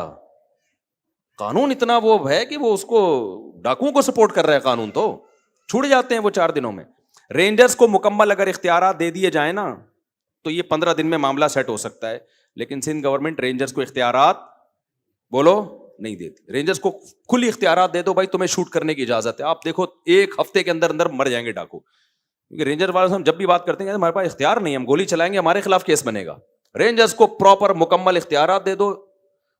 بلکہ میں تو کہتا ہوں کراچی میں گورنر راج کرو. کراچی میں یہ نہیں ہو سکتا. بہت ہی دنیا کے کسی ملک میں ایسا نہیں ہوتا بھائی. جیسے بھیڑ بکریوں کی طرح یہاں لوگ مر رہے ہیں, تو گدھے گھوڑے بھی اس کے بھی کوئی حقوق ہوتے ہیں, کتوں کے بھی کوئی حقوق ہوتے ہیں. کراچی میں انسانوں کے حقوق نہیں ہے. اتنے ڈاکو گھوم رہے ہیں یار, روزانہ خبریں. تو 3 تو میرے جاننے والے لنگڑے ہو گئے بےچارے, ان کے گھٹنوں پہ فائر کیا ڈاکوؤں نے. چلے اب کیا یہ موضوع چینج ہو جاتا ہے. خیر, اللہ فرماتے ہیں تو یہ ڈاکو کیا کہتے ہیں, بھوک نے ستایا ہے. بھائی بھوک کی ستانے کی وجہ سے آپ کسی سے چوری بولو نہیں کر سکتے. میجورٹی جو ہے وہ ڈاکو تھوڑی ہے, وہ کیسے زندہ ہے. آپ کسی سے اس کی جان نہیں لے سکتے, یہ کوئی عذر نہیں ہے. آگے اللہ تعالیٰ فرماتے ہیں والذین یجتنبون کبائر الاثم. اللہ کہتے ہیں جنت میں جانے کے لیے یہ ضروری ہے کہ یہ وہ لوگ ہیں جو قیمت ہے نا, جو ڈائمنڈ والی گھڑی کی, وہ اللہ بتا رہے ہیں یجتنبون کبائر الاثم, کہ یہ کبیرہ گناہوں سے بچتے ہیں. کتنا بڑا اللہ نے احسان کر دیا کہ چھوٹی موٹی خطائیں, ویسے ہی اللہ کہتے ہیں چھوٹی موٹی خطائیں میں یا تو دنیا میں یہ سزا دے دوں گا, یا اپنی رحمت سے ویسے ہی معاف کر دوں گا. یا نمازوں سے معاف ہو جائیں گی, روزوں سے معاف ہو جائیں گی, تراویح سے معاف ہو جائیں گی, تلاوت سے معاف ہو جائیں گی. لیکن کبیرہ گناہ توبہ کے بغیر معاف نہیں ہوتا. تو جنت کی قیمت کیا ہے؟ کبیرہ گناہوں سے بچنا. کبیرہ گناہ کون سے ہیں؟ سب سے بڑا گناہ اسلام میں فرض نماز جان کر قضا کر دینا. اور یہ جو نیا فتویٰ آج کل نئے اسکالرس کا آ رہا ہے نا کہ ضرورت کے وقت 2 نمازیں آپ اکٹھی پڑھ سکتے ہیں, ظہر کے ساتھ اثر, بالکل غلط ہے. الٹے لٹکے ہوئے ہوگے قیامت کے دن. ایسی کوئی حدیث نہیں ہے کہ نبی نے ظہر کا وقت داخل ہوتے ہی, سوائے حج پہ, کہ ظہر کا وقت داخل ہوا اور فوراً آپ نے اثر بھی پڑھ لی ہو. سفر کے بارے میں تو ائمہ کا اختلاف ہے, اس میں بھی یہ قول زیادہ مضبوط ہے دلیل کے لحاظ سے کہ اس میں جمع صورتاً جمع کی ہے, ظہر کو اثر کے قریب لے کر گئے, اثر کو مقدم کیا. لیکن وہ پھر بھی اختلافی مسئلہ, اس پہ میں انشاءاللہ دلائل سے کلپ ریکارڈ کرواؤں گا. لیکن یہ جو آج کل لوگوں نے شروع کر رکھا ہے نا, وہی انجینئر کو سن کے کہ جی ایکچولی یوں ہیں تو شاپنگ کے لیے جانا ہے. قضا کرو گے نماز الٹے لٹکے ہوئے ہوگے. اللہ کہے گا میں نے, تو انجینئر کو فوکس کر رہا ہے, ایک حوالہ اس نے دے دیا, تو میں جو قرآن میں الحمد سے لے کے والناس تک 20 دفعہ کہہ چکا ہوں نمازوں کی حفاظت, نمازوں کی حفاظت, نمازوں کی حفاظت, تو یہ کون سی حفاظت ہے کہ ظہر کا وقت داخل ہوتے ہی آپ عصر بھی پڑھ رہے ہو ساتھ میں, مغرب کو آپ عشاء میں لے کے جا رہے ہو, یا مغرب کا وقت داخل ہوتے ہی عشاء بھی پڑھ رہے ہو, یہ حفاظت ہے یا ضائع کرنا ہے؟ یہ عبداللہ بن مسعود کہتے ہیں جب قرآن کہتے ہیں نا ہر نماز کی حفاظت کرتے ہیں ایمان والے, تو حفاظت کا مطلب کیا ہے؟ ہر نماز اپنے ٹائم پہ پڑھنا. سمجھتے ہو کہ نہیں سمجھتے؟ تو یہ کوئی عذر نہیں ہے کہ آپ کو کسی نے ریفرنس دے دیا اور آپ نے فوراً فتویٰ چینج کر لیا. تو یہ ریفرنس کی آپ ڈیپ میں گئے ہو. پرسوں 3 دن پہلے میرے پاس بندہ آ گیا کہ جی نبی نے ظہر اثر اکٹھی پڑھی ہے ظہر کے وقت میں. میں نے کہا کون سی حدیث ہے؟ دکھایا تو عربی میں وہ نہیں, الفاظ نہیں تھے. کمبختوں تم تو ترجمے دیکھ دیکھ کے اپنا ایمان ضائع کر رہے ہو. میں نے کہا عربی الفاظ دکھاؤ مجھے, عربی میں ایسا کوئی لفظ نہیں تھا, ترجمے میں کیا ہوا تھا کسی نے. تو یہ تو آج کل لوگوں کے نماز کا یہ بیڑا غرق کر دیا ہے. تو اللہ میاں قرآن میں ایویں ہی کہہ رہے ہیں کہ حافظوا علی الصلوات والصلاۃ الوسطی, کہ نمازوں کی حفاظت کرو. اس کا کیا مطلب ہے؟ 2 نمازیں اکٹھی پڑھو. حفاظت کا مطلب ہر نماز اپنے ٹائم پہ پڑھو, آگے پیچھے نہ ہونے دو. اور پھر اللہ اسپیشل کہہ رہے ہیں خاص طور پر عصر کی نماز آپ نے اسی کا بیڑا غرق کر دیا, ظہر کے ساتھ ملا دیا آپ نے. تو یہ قرآن کی یہ نصوص, میدان جنگ میں اللہ نماز کو ٹائم سے ٹالنے کی اجازت نہیں دے رہا, میدان جنگ. اور آپ شاپنگوں میں لوگوں کو کیا کہہ رہے ہو, اور کہہ رہے ہو اکیڈمی میں ایکچولی تھوڑا ہمارے بھی کبھی کبھار مصروف ہوتے ہیں. وہ جو عبداللہ بن عباس کی حدیث ہے نا, اس کا میں مطلب بتاؤں گا انشاءاللہ. اس میں بہت خیانتیں کی ہیں ترجمہ کرنے میں اور اس کی تفسیر کرنے میں. ان کے شاگرد نے اس کا کیا مطلب بتایا. ان کا شاگرد کہہ رہے عبداللہ بن عباس ظہر کو عصر کے قریب لے کر گئے اور عصر کو مقدم کیا. یہ ان کا شاگرد کہہ رہا ہے کہ میرا خیال ہے ایسے کیا. اس کا ترجمہ انجینئر صاحب نے کیا کہ کوئی حنفی بیٹھا ہوا تھا, اس نے یہ تعویل کر دی. پھر کہہ رہا ہے کہ میں عبداللہ بن عباس کو فالو کرتا ہوں, کسی اور کو نہیں. عبداللہ بن عباس نے یہ کب کیا کہ ظہر کا وقت داخل ہوتا ہی عصر پڑھ لی ہے, یا ظہر کو عصر تک قضا کیا ہے, یہ کب کیا ہے؟ ان کا شاگرد جو بتا رہا ہے اس کو آپ کہہ رہے ہو کہ میں وہ حنفی تھا کوئی شاگرد ان کا. فضول قسم کی, جس آدمی کو انزائٹی کا پیشنٹ ہو, جو جس کو پتہ ہی نہیں کہ اوٹ پٹانگ پھینکے جا رہا ہے. اور میں اللہ کی قسم مجھے اس پہ تعجب نہیں ہوتا, وہ جو سامنے بیٹھے ہوئے مکھنچو ہیں مجھے ان پہ تعجب ہوتا ہے. یار لپیٹنے کی بھی تو کوئی حد ہوتی ہے. تم اس سے پوچھ نہیں سکتے کہ حضرت یہ تعویل جو کہ ہے کہ ظہر کو مؤخر کیا عصر کو مقدم کیا, یہ کسی حنفی نے کی ہے یا عبداللہ بن عباس کے شاگرد نے کی ہے؟ شاگرد نے کی ہے. تو شاگرد استاذ کی بات کو زیادہ سمجھتا ہے, یا 1500 سال کے بعد ایک جہلم میں بیٹھا ہوا انجینئر عبداللہ بن عباس کو زیادہ سمجھتا ہے؟ سمجھ میں آ رہی ہے بات کہ نہیں آ رہی ہے؟ پھینکے جاؤ, پبلک بیٹھی ہے کیچ کرنے کے لیے. ہمارے ایک استاذ تھے, اللہ ان کی مغفرت کرے اگر انتقال ہو گیا. استاذوں کے بارے میں ایسی بات کرنی تو نہیں چاہیے, لیکن اب کسی کو کیا پتا, وہ کرتے تھے اس طرح کی باتیں نا, تو پھر طلبہ مذاق اڑاتے تھے. وہ کیا کرتے, جب کلاس میں آتے نا تو اپنی تعریفیں بہت زیادہ کرتے تھے. وہ تھے قابل استاذ لیکن بہت زیادہ کرتے تھے. میں یوں ہوں, میں یوں ہوں, میں یوں ہوں, میں یوں ہوں, پھر بولتے رہتے. تو میں نے ایک دن ایک لڑکے کو دیکھا, وہ یوں کر رہا ہے بیٹھ کے نا, یوں. میں نے کہا یہ کیا کر رہا ہے بھائی تو؟ وہ لڑکا بھی میں جانتا ہوں یہاں بیان میں بھی بیٹھا ہوا ہے, اب وہ تو ہمارا دوست, اب تو بڑا ہو گیا, وہ بچے جوان ہو گئے اس کے, تو وہ یوں کر رہے ہیں نا. میں نے کہا کیا کہہ رہے ہیں یار, یہ پھینک رہے ہیں, میں لپیٹ رہا ہوں. وہ پتنگ میں نہیں مانجا پھینک, میں لپیٹ رہا ہوں. اچھا یوں ڈیسک کے نیچے کر کے لپیٹ رہا ہوتا تھا. تو میں نے کہا یہ تو ایسا نہیں کرو یار. کہتے ہیں بھائی ایک دن ان کی تعریف ہم نے سن لی, 2 دن ہو گئے, 3 دن ہو گئے یار, اب اتنا دنیا میں نیک کہ یہی ٹیچر ایک پیدا ہوئے ہیں. ٹیچر واقعی قابل تھے لیکن بہت زیادہ کرنے لگے تھے نا, تو ہمیں بڑی ایسی آئی. تو اگلا پھینکے جا رہا ہے, آپ بیٹھ کے کیا کر رہے ہو, لپیٹے. نبی حضرت صفیہ کو بخاری میں ہے کہ گھر چھوڑنے کے لیے گئے, یعنی مسجد سے باہر نکل کے. ابے تو ترجمہ دیکھ لو اس کا, اور ترجمہ بھی غلط ہو سکتا ہے. عربی الفاظ تو دیکھو نا, تم علماء سے تو پوچھو. ظہر کے ساتھ عصر اکٹھی ہو رہی ہے, مغرب کو ڈیلے کیا جا رہا ہے, اور دلیل وہ عبداللہ بن عباس کی دی جا رہی ہے کہ میری امت حرج میں نہ پڑے. اور یہ بھی کہا جا رہا ہے کہ اگر ہر نماز اپنے ٹائم پہ ہی پڑھنی تھی تو اس میں آسانی کیا ہوئی؟ او بھائی آسانی اس میں ہے کہ آپ کو 2 نمازوں کے لیے 2 دفعہ آنا ہے. اب ایک ہی دفعہ میں 2 نمازیں نبٹ جائیں گی, تو یہ آسانی نہیں ہے. تو کامن سینس کی بات ہے. کسی دن کسی ضرورت سے امام صاحب یہ کریں کہ ظہر کو عصر تک لے گئے, عصر کے قریب ظہر پڑھ لی اور کہا عصر کا وقت داخل ہوتا ہے ایسے بھی پڑھ لیں گے, تو بڑی سہولت ہو جاتی ہے اس سے. تو کبھی کبھار اگر کوئی ایسا کر لے کوئی حرج نہیں ہے. تو نبی نے بھی ایسا اسی لیے کیا ہے کہ کبھی کبھار کر لیا جائے تو کوئی حرج نہیں ہے, لیکن اس میں ہر نماز اپنے ٹائم پہ ہی پڑھی ہے. سمجھتے ہو کہ نہیں سمجھتے؟ یہ کہاں لکھا ہوا ہے کہ قضا کی ہے وہ؟ تو میں ان پہ پورا کلپ ریکارڈ کرواؤں گا. تو ابھی تو صرف یہ بتانا ہے کہ ابھی جب آپ وہاں اکیڈمی میں بیٹھا کریں تو یوں کیا کریں, یوں جب بھی بولا کریں ٹھیک ہے, لپیٹنے کے لیے بہترین چیز ہے, صحیح ہے نا. باقی متاثر نہ ہوا کریں. یہ ریسرچ بھائی, اٹ از کالڈ ریسرچ, وہ کوئی ریسرچ نہیں ہے. عبداللہ بن عباس سے سنن نسائی میں خود یہ تعویل منقول ہے کہ ظہر کو مقدم کیا, ظہر کو مؤخر کیا, اثر کو مقدم.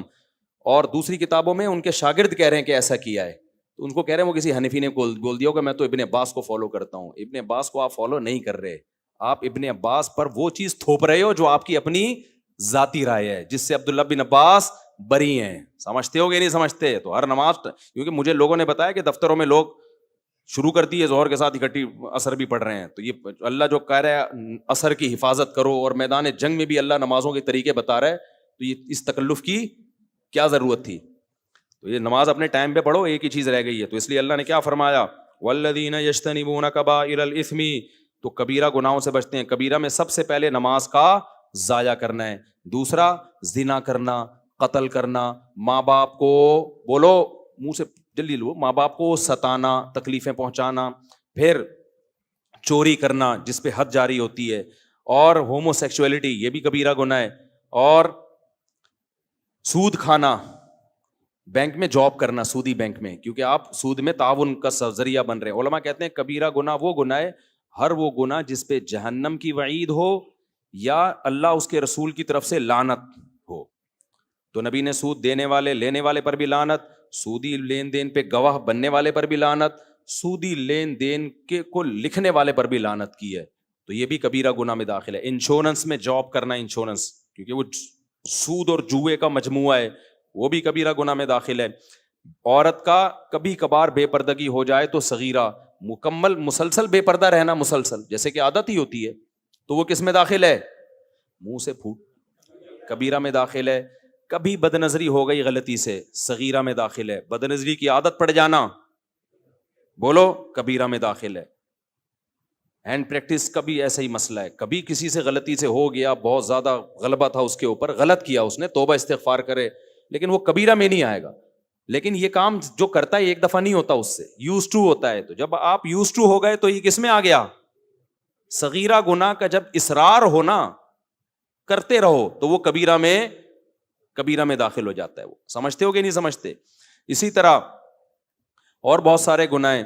رشتہ داری توڑنا, ایک سال ہو گیا بہن سے بات نہیں ہو رہی, ایک سال ہو گیا سگے بھائی سے منہ بنایا ہوا ہے, پھپھو سے منہ بنایا ہوا ہے, خالہ, یہ جو محرم رشتے ہیں یہ ان سے صلہ رحمی فرض ہے. کبھی کبھار ہو جاتی ہیں اونچ نیچ, اتنے لمبے عرصے کے لیے قطع تعلق کر لیتے ہیں, تو یہ بھی کس میں داخل ہے؟ رشتہ داری توڑنا اسلام میں چھوٹا گناہ بولو نہیں ہے. تو یہ موٹے موٹے گناہ ہیں. کبھی کبھار کسی کی ہلکی پھلکی غیبت ہو گئی, صغیرہ میں داخل ہے. غیبت کا تعلق اس سے ہے کہ غیبت کر کے اگلے کو ذلیل کتنا کر رہے ہو. تھوڑی سی انسلٹ ہوئی تو صغیرہ, بڑی انسلٹ ہوئی تو کبیرہ. سمجھ رہے ہو؟ اس کی مثال ایسے ہے, ایک آدمی نے کہیں ہلکا سا چھوٹا سا کوئی جرم کر لیا, معمولی سا, آپ نے دیکھ لیا اس کو, آپ نے لوگوں کو بتا دیا, اللہ نے اس پہ پردہ ڈالا ہوا تھا, آپ نے بتا دیا کہ یہ جو ہے نا گھنٹی بجا کے بھاگ رہا تھا, ایک مثال دے رہا ہوں. تو اس سے کوئی زیادہ ذلیل نہیں ہو جائے گا سوسائٹی میں, تو یہ غیبت بھی صغیرہ کہلائے گی. لیکن آپ نے اس کو زنا کرتے ہوئے دیکھ لیا یا کوئی اور جرم کرتے ہوئے, اللہ نے اس کے گناہ پہ کیا ڈالا ہے؟ پردہ. تو اسلام بھی کہتا ہے کیا ڈالو, اس کو سمجھاؤ جا کے, آپ دنیا میں کیوں ذلیل کر رہے ہو؟ آپ نے جا کے فوراً لوگوں کو بتا دیا یہ کر رہا ہے.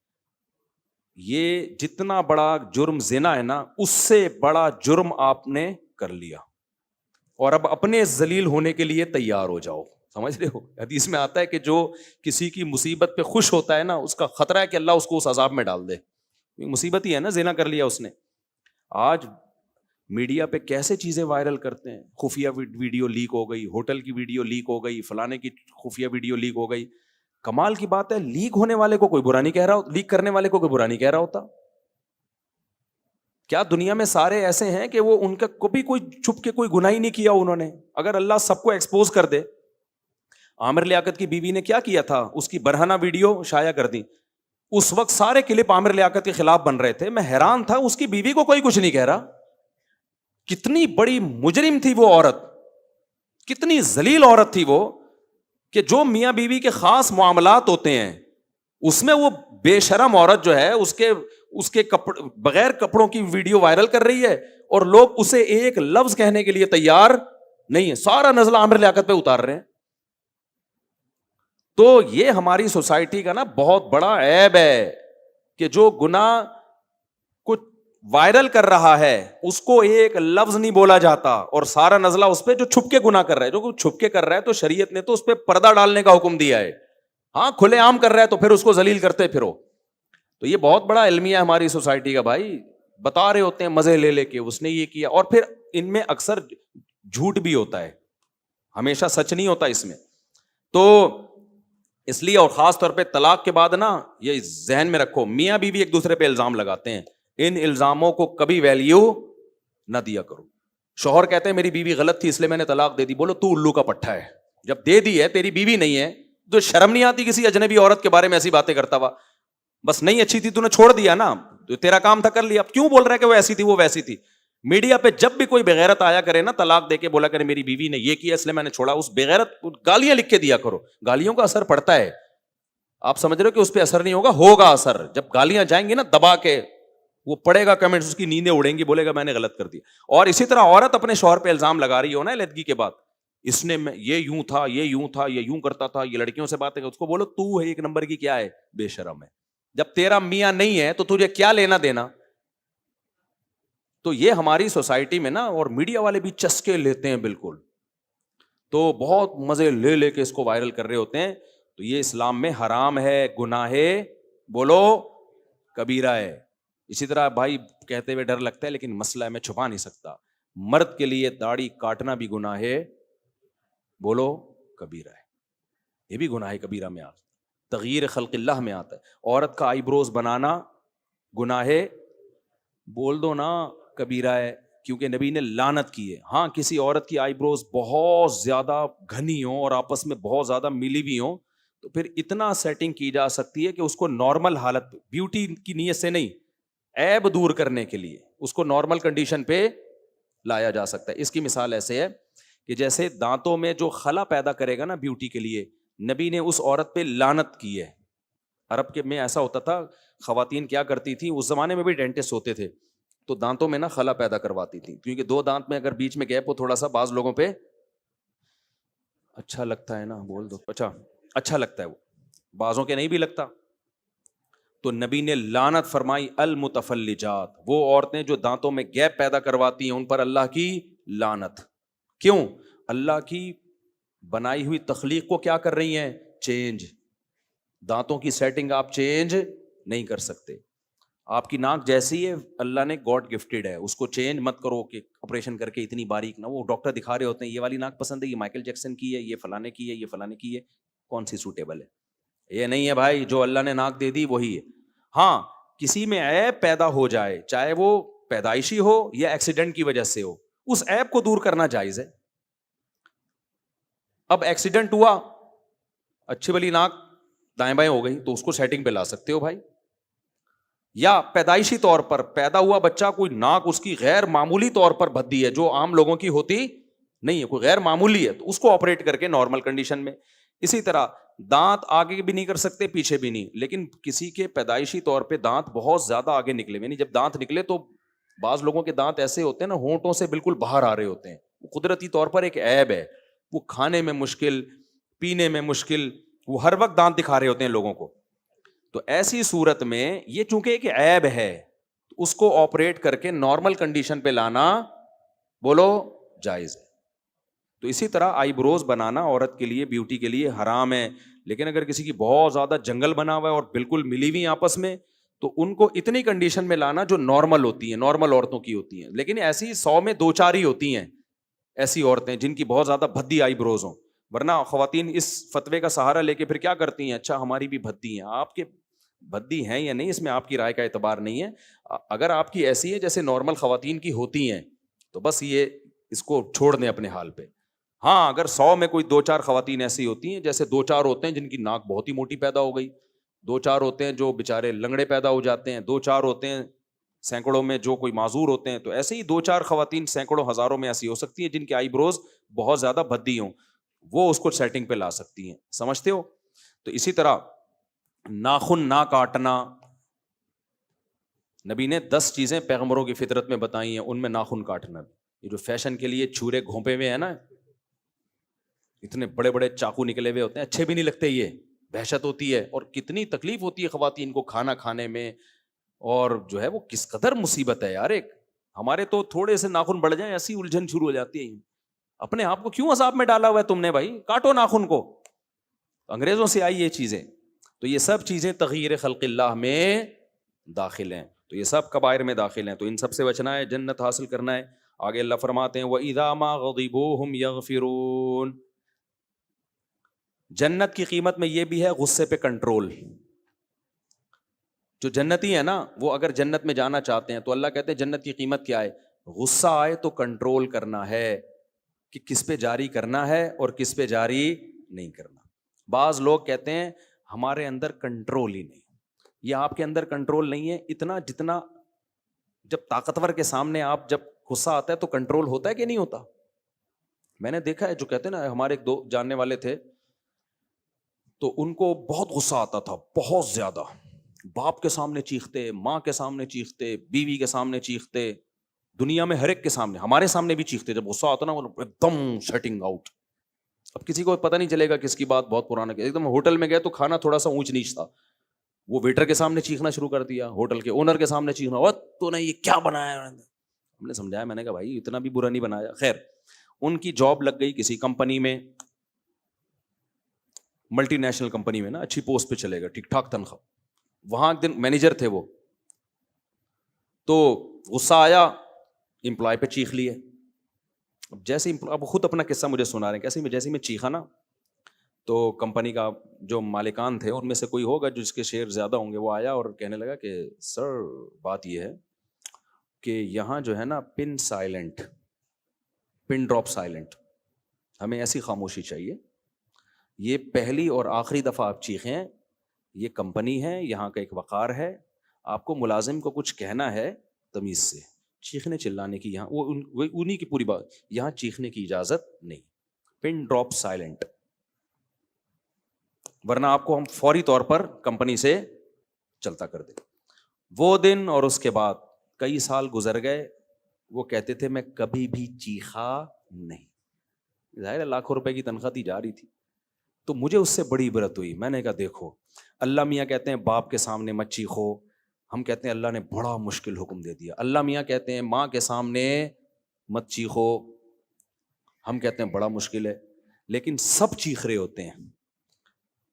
فوج میں نہیں دیکھا ہوگا کوئی فوجی اپنے آفیسر کے سامنے چیخا ہو, پولیس میں نہیں دیکھا ہوگا کوئی پولیس والا اپنے آفیسر کے سامنے, اور اگر چیختا ہے تو پھر سزا بھی ملتی ہے ٹائٹ والی, اس کو ایسے معاف نہیں کر دیا جاتا کہ ایکچولی تم کچھ بلڈ پریشر کے مریض ہو تو کوئی بات نہیں, پہلے بی پی لو کرو پھر آنا ہمارے پاس. تو اس لیے میرے بھائی, اللہ میاں نے کہہ دیا جنت کی قیمت چاہیے تو غصے پہ کنٹرول بولو کرنا پڑے گا, اور پھر بھی اگر ہو جائے تو توبہ استغفار کرو, مایوس نہ ہو. تو نبی نے فرمایا جس کو غصہ آیا اور وہ غصہ جاری کرنے پر قادر بھی تھا, سامنے والا کمزور ہے, یہ مار سکتا ہے اس کو, اللہ کی رضا کے لیے غصہ پی گیا, فرمایا اللہ قیامت کے دن اس کو تمام مخلوق کے سامنے بلائیں گے اور یزوجہ من الحور العین ما یشاء, اسے کہیں گے یہ جتنی حوریں کھڑی ہیں نا ان میں جو تجھے پسند ہو اس سے نکاح کر لے. تو سمجھتا ہے کہ نہیں سمجھتا, یہ حور کا مہر ہے. اب سوال پیدا ہوتا ہے غصے میں اور حور سے شادی میں مناسبت کیا ہے یار؟ بے بھائی غصے پہ کنٹرول, کمزور پہ غصہ آیا دل چاہ رہا چپیٹ لگا دوں, کمزور کھا سمجھ کے ترس کھا کے اس کو چھوڑ دیا کہ اللہ کے لیے کیا کر دو, معاف کر دو. باپ پہ غصہ آیا برداشت کر لیا, کس کے لیے یار؟ باپ کے تو اللہ نہ بھی ہونا ویسے ہی برداشت کرنا چاہیے یار, کتنے احسانات ہیں اس کے, چپ کر کے سنتے رہا کرو ابا کی. اللہ کا حکم نہ بھی ہوتا تو باپ خود بھی تو اس کی کوئی ویلیو ہے کہ نہیں ہے؟ ماں کی کیسی بڑی نعمت ہے یار, کتنا پالا ہے اس نے. تم کیا 2 منٹ واش روم میں ماں جاتی ہے نا تو بچہ چیختا ہے, جس سے اتنا گہرا لنک رہا ہو بھائی اس کو تو جوتا لا کے پکڑا دیا کرو. اور کہا کرو جتنا دل چاہے نا تو میرے سر پہ مار, ساری دنیا کے سامنے چیخ سکتا ہوں, لیکن تیرے مجھ پر اتنے احسانات ہیں, تیرے سامنے میں آواز نہیں اٹھاؤں گا. ہم نے عزت دار لوگوں کو دیکھا ہے, مائیں مارتی ہیں, مار کھاتے ہیں, چھانٹے پڑتے ہیں, خوش ہوتے ہیں. آج بہت فرعون بن گئی ہے جو نوجوان نسل ہے نا, بہت فرعون بن گئی ہے یہ. تم لڑو, جاؤ اپنے سے, اپنے باہر کسی آدمی سے جا کے لڑو. تو نبی صلی اللہ علیہ وسلم نے فرمایا جس نے غصے پہ کنٹرول کیا تو کیا ہوگا, یزوجہ من الحور العین. تو میں یہ بتا رہا تھا کہ اس میں مناسبت کیا ہے, حور میں اور غصے پہ کنٹرول کرنے میں مناسبت کیا ہے. مناسبت یہ ہے کہ مرد کے لیے نا سب سے اٹریکٹیو چیز کیا ہے, عورت ہے نا. کتنے نیک لوگ ہیں عورت دیکھ کے پگھل جاتے ہیں. ابھی کوئی حور آ جائے یہاں پہ گھوم کے چکر لگا کے چلی جائے نا, سب میرا بیان چھوڑ کے اس کا موبائل نمبر مانگ رہے ہوں گے اس سے. یہ 4 شادیاں اسی لیے تو ہیں کہ تاکہ تم جو ہے نا برائی کی طرف نہ جاؤ. بڑے بڑے لوگ پھسل جاتے ہیں عورت کے اس میں, عورت کی لالچ میں نا بہت برباد ہوتے ہیں. تو مرد کے لیے سب سے اٹریکٹیو چیز کیا ہے, عورت. اور سب سے کڑوی چیز کیا ہے, غصے کو پینا. سمجھ رہے ہو, غصہ پینا آسان کام. جب آ رہا ہوتا ہے نا آدمی کہتا ہے بس میں جاری کروں غصہ, تو اس غصے کو پینا ایسے جیسے کریلے کا جوس پی رہے ہو آپ. تو اللہ کہتے ہیں جتنا کڑوا گھونٹ تو نے پیا ہے نا تو تجھے اتنا ہی وہ چیز دوں گا جس کو تو اپنے لیے سب سے زیادہ میٹھا سمجھتا ہے. اب سیکولر لبرل لوگ تو مذاق اڑاتے ہیں, دیکھو یہ حوروں کی لالچ دے کے قرآن یہ کرتا ہے, قرآن وہ کرتا ہے. حالانکہ سب سے زیادہ ٹھرکی کون ہوتے ہیں دنیا میں, یہ سیکولر لوگ ہوتے ہیں. مذہبی آدمی تو آخرت کی لالچ میں دنیا میں اپنی خواہشات کو کنٹرول کر لیتا ہے, لیکن ان کے کنٹرولنگ بالکل ان کے قابو میں نہیں ہے. ان کو نائٹ کلب میں ہر دوسرے دن کوئی نئی عورت چاہیے. ان کو اللہ جنت کے فضائل بھی سناتا ہے نا, تو بھی یہ اتنے ٹھرکی ہوتے ہیں, اتنے شہوت پرست ہوتے ہیں کہ نہ یہ اللہ کو مانتے ہیں نہ اللہ کے رسول کو. کیوں انکار کرتے ہیں؟ تاکہ ان کی یہ ٹھرک پوری ہوا کرے. تو ٹھرکی وہ نہیں ہے جو حور کو چاہتا ہے, ٹھرکی وہ ہے جو حوروں سے بھی محروم ہو جاتا ہے اپنی ٹھرک کے چکر میں. اس کی مثال ایسے, آپ کو بھوک لگ رہی ہے, آپ کے سامنے مسور کی دال آ گئی, آپ کی ماں کہہ رہی ہے بیٹا 15 منٹ ٹھہر جا, قورمہ تیار ہو رہا ہے. 15 منٹ ٹھہر جا, کیا تیار ہو رہا ہے؟ قورمہ. آپ سے 15 منٹ صبر نہیں ہوا, آپ نے مسور کی دال کھا لی, اور جو بچہ 15 منٹ ٹھہرا ہوا تھا آپ اس کو کہہ رہے ٹھرکی, دیکھ قورمے کی لالچ میں آیا ہوا ہے ٹھرکی. ماں کہے گی ٹھرکی وہ نہیں ہے, ٹھرکی کون ہے؟ تو ہے. 15 منٹ صبر نہیں ہوا تجھ سے, قورمہ چھوڑ دیا اس کے چکر میں, دال کھا لی, دال سے صبر نہیں ہوا, تو ٹھرکی تو ہے. وہ تو صبر والا ہے, اس کو صبر کا بدلہ مل رہا ہے کہ دال چھوڑی ہے 15 منٹ صبر کیا, اب کیا مل رہا ہے اس کو؟ قورمہ مل رہا ہے. تو ٹھرکی وہ نہیں ہے جو حوروں کی لالچ میں زنا چھوڑ دیتے ہیں, ٹھرکی وہ ہے جو حوروں کی لالچ پہ بھی متاثر نہیں ہوتے, کہتے ہیں نہیں ہمیں عورت چاہیے, حلال ہو حرام ہو اس کی پرواہ نہیں ہے, ہمیں شراب چاہیے, کباب چاہیے. تو سیکولر لوگ ٹھرکی ہوتے ہیں, مذہبی لوگ ٹھرکی نہیں ہوتے. جو مذہب کو فالو کر رہے ہیں ان کی بات کر رہا ہوں, سمجھتے ہو کہ نہیں سمجھتے؟ تو بھائی ہم تو اللہ کی نعمتوں کا سن کے بہت خوش ہوتے ہیں, کیونکہ ہمیں تو آخرت میں حوریں چاہیے. جس کو نہیں چاہیے وہ نہ کرے بھائی, تمہیں نہیں ملیں گی, ہم تو چاہیے. جب مل رہی ہوں گی نا پھر یہ سیکولر لوگ سب سے زیادہ کیا ہوں گے, یہ سب سے زیادہ ٹینشن میں ہی ہوں گے. تو ہم تو جب اللہ شراب کی نعمت بیان کرتا ہے جنت میں ملے گی, ہم اس پہ بھی کیا ہوتے ہیں, خوش. جب اللہ دودھ کی نہروں کا تذکرہ کرتا ہے ہم اس پہ بھی کیا ہوتے ہیں, خوش, کیونکہ ہمیں تو تازہ دودھ پسند ہے. اللہ کہتے ہیں انگور انار کے باغات ہوں گے, ہم اس پہ بھی کیا ہوتے ہیں, خوش, کیونکہ ہم فنٹر بننے کی کوشش نہیں کرتے. اللہ ہمیں تو انار بھی اچھے لگتے ہیں, ہمیں تو انگور بھی اچھے لگتے ہیں. ساری نعمتیں جب اللہ بیان کرتا ہے بھائی ہم تو محتاج ہیں, ہم تو فنٹر گیری میں نہیں آتے. تو بالکل اس کی مثال ایسے ہے, ہمارے حضرت ایک دعوت پہ گئے, بس بیان جلدی سے میں 2-4 منٹ میں ختم کرتا ہوں. ایک دعوت پہ گئے, ایک پیر صاحب بیٹھے ہوئے تھے, تو حضرت بھی تھے اس دعوت میں. تو جو مرید تھا نا اس نے مرغے اور وہ بڑا مرغن غذائیں, بریانی, کوفتے, کباب بنا کے رکھ دیے. وہ پیر صاحب خام خواہ کے فنٹر بن رہے ہیں نا, کہ نہیں یہ کیا ہے, دنیا پرستی, ایک ڈش ہونی چاہیے بس ہلکی سادہ, یہ کیا ہے؟ حضرت فرمایا آپ کے لیے نہیں میرے لیے, سارے کوفتے نا اپنی طرف, آپ نہیں کھائیں. تو بھائی جو چیز اچھی ہے وہ اچھی لگے گی کہ نہیں لگے گی؟ کسی کو کوفتے پسند ہیں, کسی کو کباب پسند ہیں. تو حالانکہ اس پیر کو سب سے زیادہ دل چاہ رہا ہوگا کہ وہ جو لیگ پیس ہے نا اس پہ میں شبخون ماروں. تو اللہ کو فنٹر گیری پسند نہیں ہے. تبھی دیکھو ایک صحابی دعا مانگ رہے تھے, اللہ تو مجھے مصیبتیں دے اور پھر صبر کی توفیق دے. نبی نے اس دعا کو پسند نہیں کیا. یہ عبدیت کے خلاف ہے. بھائی دعا مانگو, اے اللہ تو ہمیں مصیبتیں نہیں دے, ہمیں خوشیوں بھری زندگی چاہیے. اور دیکھو پیغمبر کی سیرت کیسی بے داغ ہے یار, کیسی تواضع. حدیث میں آتا ہے جب روزہ افطار کا ٹائم ہوتا نا, اللہ نے کہا نا الی اللیل, رات تک روزہ مکمل کرو, یعنی غروب آفتاب تک.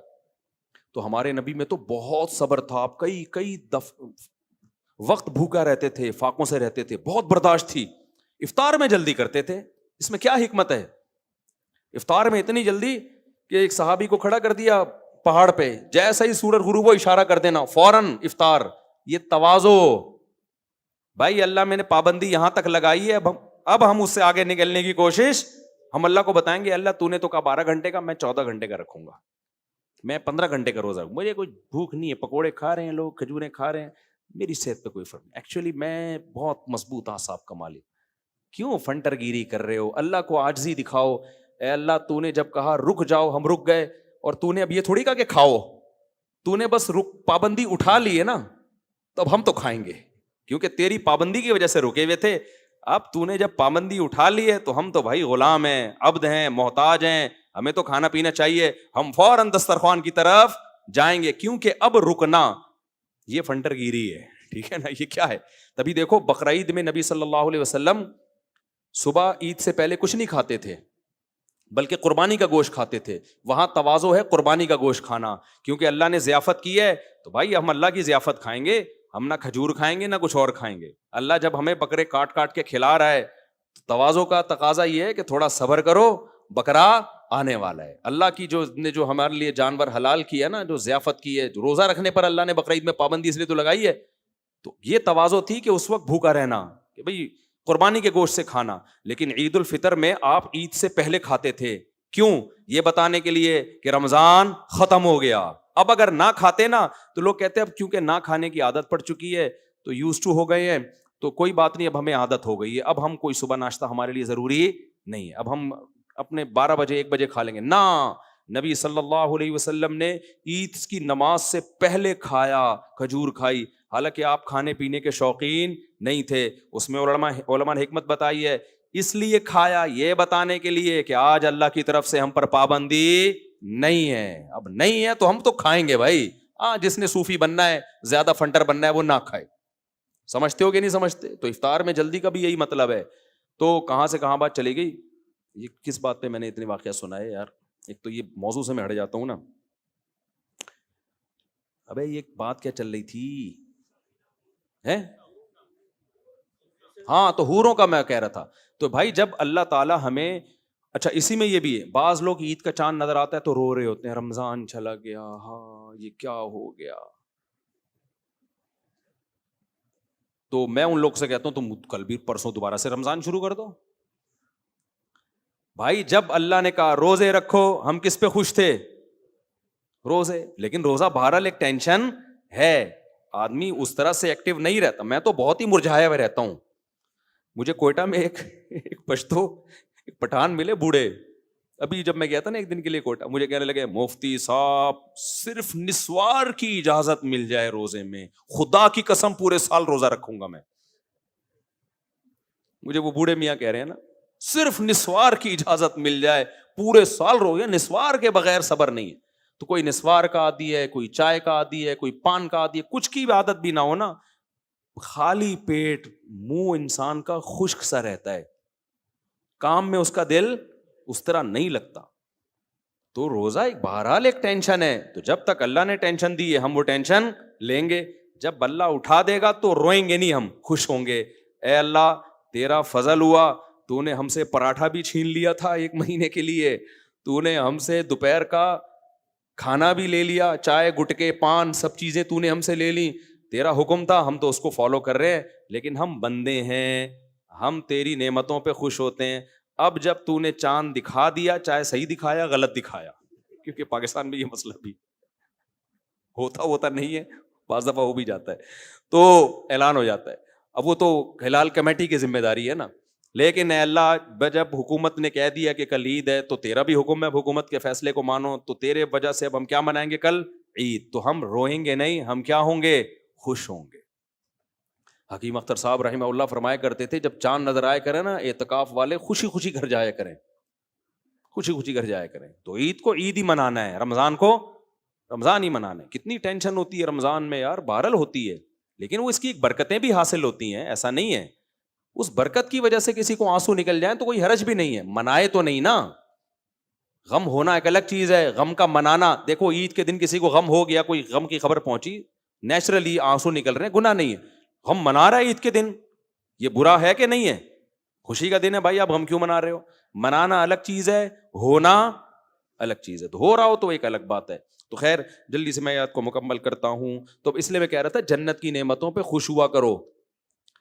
تو سیکولر لبرل بولتے ہیں یہ دیکھو مولویوں نے جنت کے چکر میں ڈالا ہوا ان لوگوں کو, اور جنت کی حوریں ووریں اور شہد کی نہریں اور دودھ کی نہریں, اس چکر میں یہ تہجد پڑھ رہے ہیں. بھائی ہم تو پڑھ رہے ہیں اس تک, اگر ہم پڑھ رہے ہیں تو اسی چکر میں پڑھ رہے ہیں, صحیح ہے نا. آپ کو تھوڑے سے کہیں سے پیسے مل رہے ہوں تو آپ پوری پوری رات اسٹڈی کر کے اپنی نیندیں خراب کرتے ہو, تو ہمیں تو پوری پوری جنت مل رہی ہے بھائی. تو کیوں نہیں نیند 2-4 رکعتیں اللہ کے سامنے کیوں نہیں پڑھیں, کیوں اللہ کے سامنے اٹھ کے دعائیں نہ مانگیں؟ تم بحریہ ٹاؤن کے چکر میں کیا کیا کر لیتے ہو, ہم اس جنت کے چکر میں کچھ نہ کریں. تو ہم تمہاری طرح بیوقوف تھوڑی ہیں, صحیح ہے. تو بھائی ہمیں تو جنت کی نعمت, ہمارے نبی کی سنت ہے یہ, جب جہنم کی آیتیں آتی خوف زدہ ہوتے, جنت کی آیتیں آتی خوش ہوتے آپ صلی اللہ علیہ وسلم. تو اس لیے ہمیں جب دودھ کی نہروں کا ہم تذکرہ سنتے ہیں بہت بولو خوش, اور جب ہم شہد کی نہروں کا تذکرہ سنتے ہیں بہت خوش ہوتے ہیں. جب ہم جنت میں قطوفھا دانیہ کے گھنے باغات ہوں گے یہ تذکرہ سنتے ہیں بہت خوش ہوتے ہیں. ہم سوئٹزرلینڈ کو بھول جاتے ہیں کہ بھائی جب سوئٹزرلینڈ ایسا تو جنت کیسی ہوگی. اور جب حوروں کا تذکرہ سنتے ہیں تو بہت نہیں بہت زیادہ خوش ہوتے ہیں, کیونکہ ہم آدمی ہیں, ٹھیک ہے نا. اللہ کا بڑا فضل ہے. ہاں جو دلہنوں کو میک اپ کرنے والے لوگ ہیں, آج کل دلہنوں کو بھی مرد میک اپ کر رہے ہیں, بیوٹی پارلر کھولے میں, وہ مرد دلہنوں کو میک اپ. آج فجر میں یہ بات ہو رہی تھی تو وہ کوئی بتا رہا تھا ایک بندے نے بیوٹی پارلر کھولا دلہنوں کو تیار کرتا ہے. تو میں نے کہا اس کو فتنے کا خطرہ نہیں, اس نے کہا وہ چھکے ہو چکے ہوتے ہیں بیچارے. حقیقت ہے یہ, جو عورتوں میں گھسا رہے گا نا سارا دن اس میں زنانہ پن پیدا ہو, تو وہ جب حوروں کا تذکرہ سنتے ہیں تو وہ بالکل بھی خوش نہیں ہوتے. وہ کہتے ہیں خربوزہ کھلا دو ہمیں جنت میں, آم کھلا دو, انار کھلا دو, یہ حورے نہیں. تو یہ حورے اللہ نے ہم میرے اور اللہ کرے جنت میں چلے جائیں, ایسا نہ ہو کہ وہاں کوئی اور ہی پروگرام چل رہا ہو. تو جنت جہنم کی آیتوں پہ پریشان ہونا اور جنت کی آیتوں پہ خوش ہونا یہ ایمان کی علامت. بس یہ میں آیت کا ترجمہ کر کے ختم کر دوں. آگے اللہ فرماتے ہیں والذین استجابوا لربہم, یہ اللہ کی دعوت پر لبیک کہتے ہیں. واقاموا الصلاۃ, جنت کی قیمت بیان ہو رہی ہے نا. اقاموا الصلاۃ, نماز قائم کرتے ہیں. یہ نہیں کہ اکیڈمی میں 2 نمازیں قائم, کا مطلب ہی ہر نماز اپنے ٹائم پہ پڑھنا ہے. اور وامرہم شورا بینہم, اور ان کے اہم معاملات مشورے سے طے ہوتے ہیں, فنٹر نہیں ہوتے. اس میں ہر آدمی یہ نہیں سمجھتا کہ مجھے ایکچولی کسی سے مشورہ لینے کی ضرورت نہیں ہے, میں میری مینٹل لیول بہت اوپر ہے. جو اپنے آپ کو سمجھتا ہے میں بہت بڑا کوئی شخصیت ہوں, بہت ہی ذہین ہوں, مشورہ وہی نہیں لے گا نا بھائی. مشورہ وہ نہیں لیتا جو سمجھتا ہے مجھے جو اللہ نے دماغ دیا ہے پلانٹ ارتھ پہ وہ کسی کو دماغ نہیں دیا ہے. لیکن جو ان میں تواضع ہوتی ہے وہ کہتے ہیں بھائی ہو سکتا ہے یہ کوئی ایسی بات کر لے جو میرے ذہن میں نہ آئی ہو. اس لیے اللہ کہتے ہیں, کیونکہ اللہ مسلمانوں کو دنیا میں بھی کامیاب دیکھنا چاہتے ہیں, اس لیے اللہ نے کہا کہ امرہم شورا بینہم, ان کے اہم معاملات کیسے طے ہوتے ہیں؟ مشوروں سے. اور ومما رزقناہم ینفقون, اور کنجوس نہیں ہوتے, جو رزق ہم نے ان کو دیا ہے اس میں سے غربا, مساکین, مدارس, اس پہ خرچ کرتے رہتے ہیں. کرتے نہیں ہے, کرتے رہتے ہیں, کنجوس نہیں ہے, صدقات و خیرات کرتے ہیں. اور بھی اللہ نے آگے اس میں کچھ صفات بیان کی ہیں, لیکن یہ بہت امپورٹنٹ تھی اس لیے میں نے بیان کر دیا, وقت بھی ہو گیا.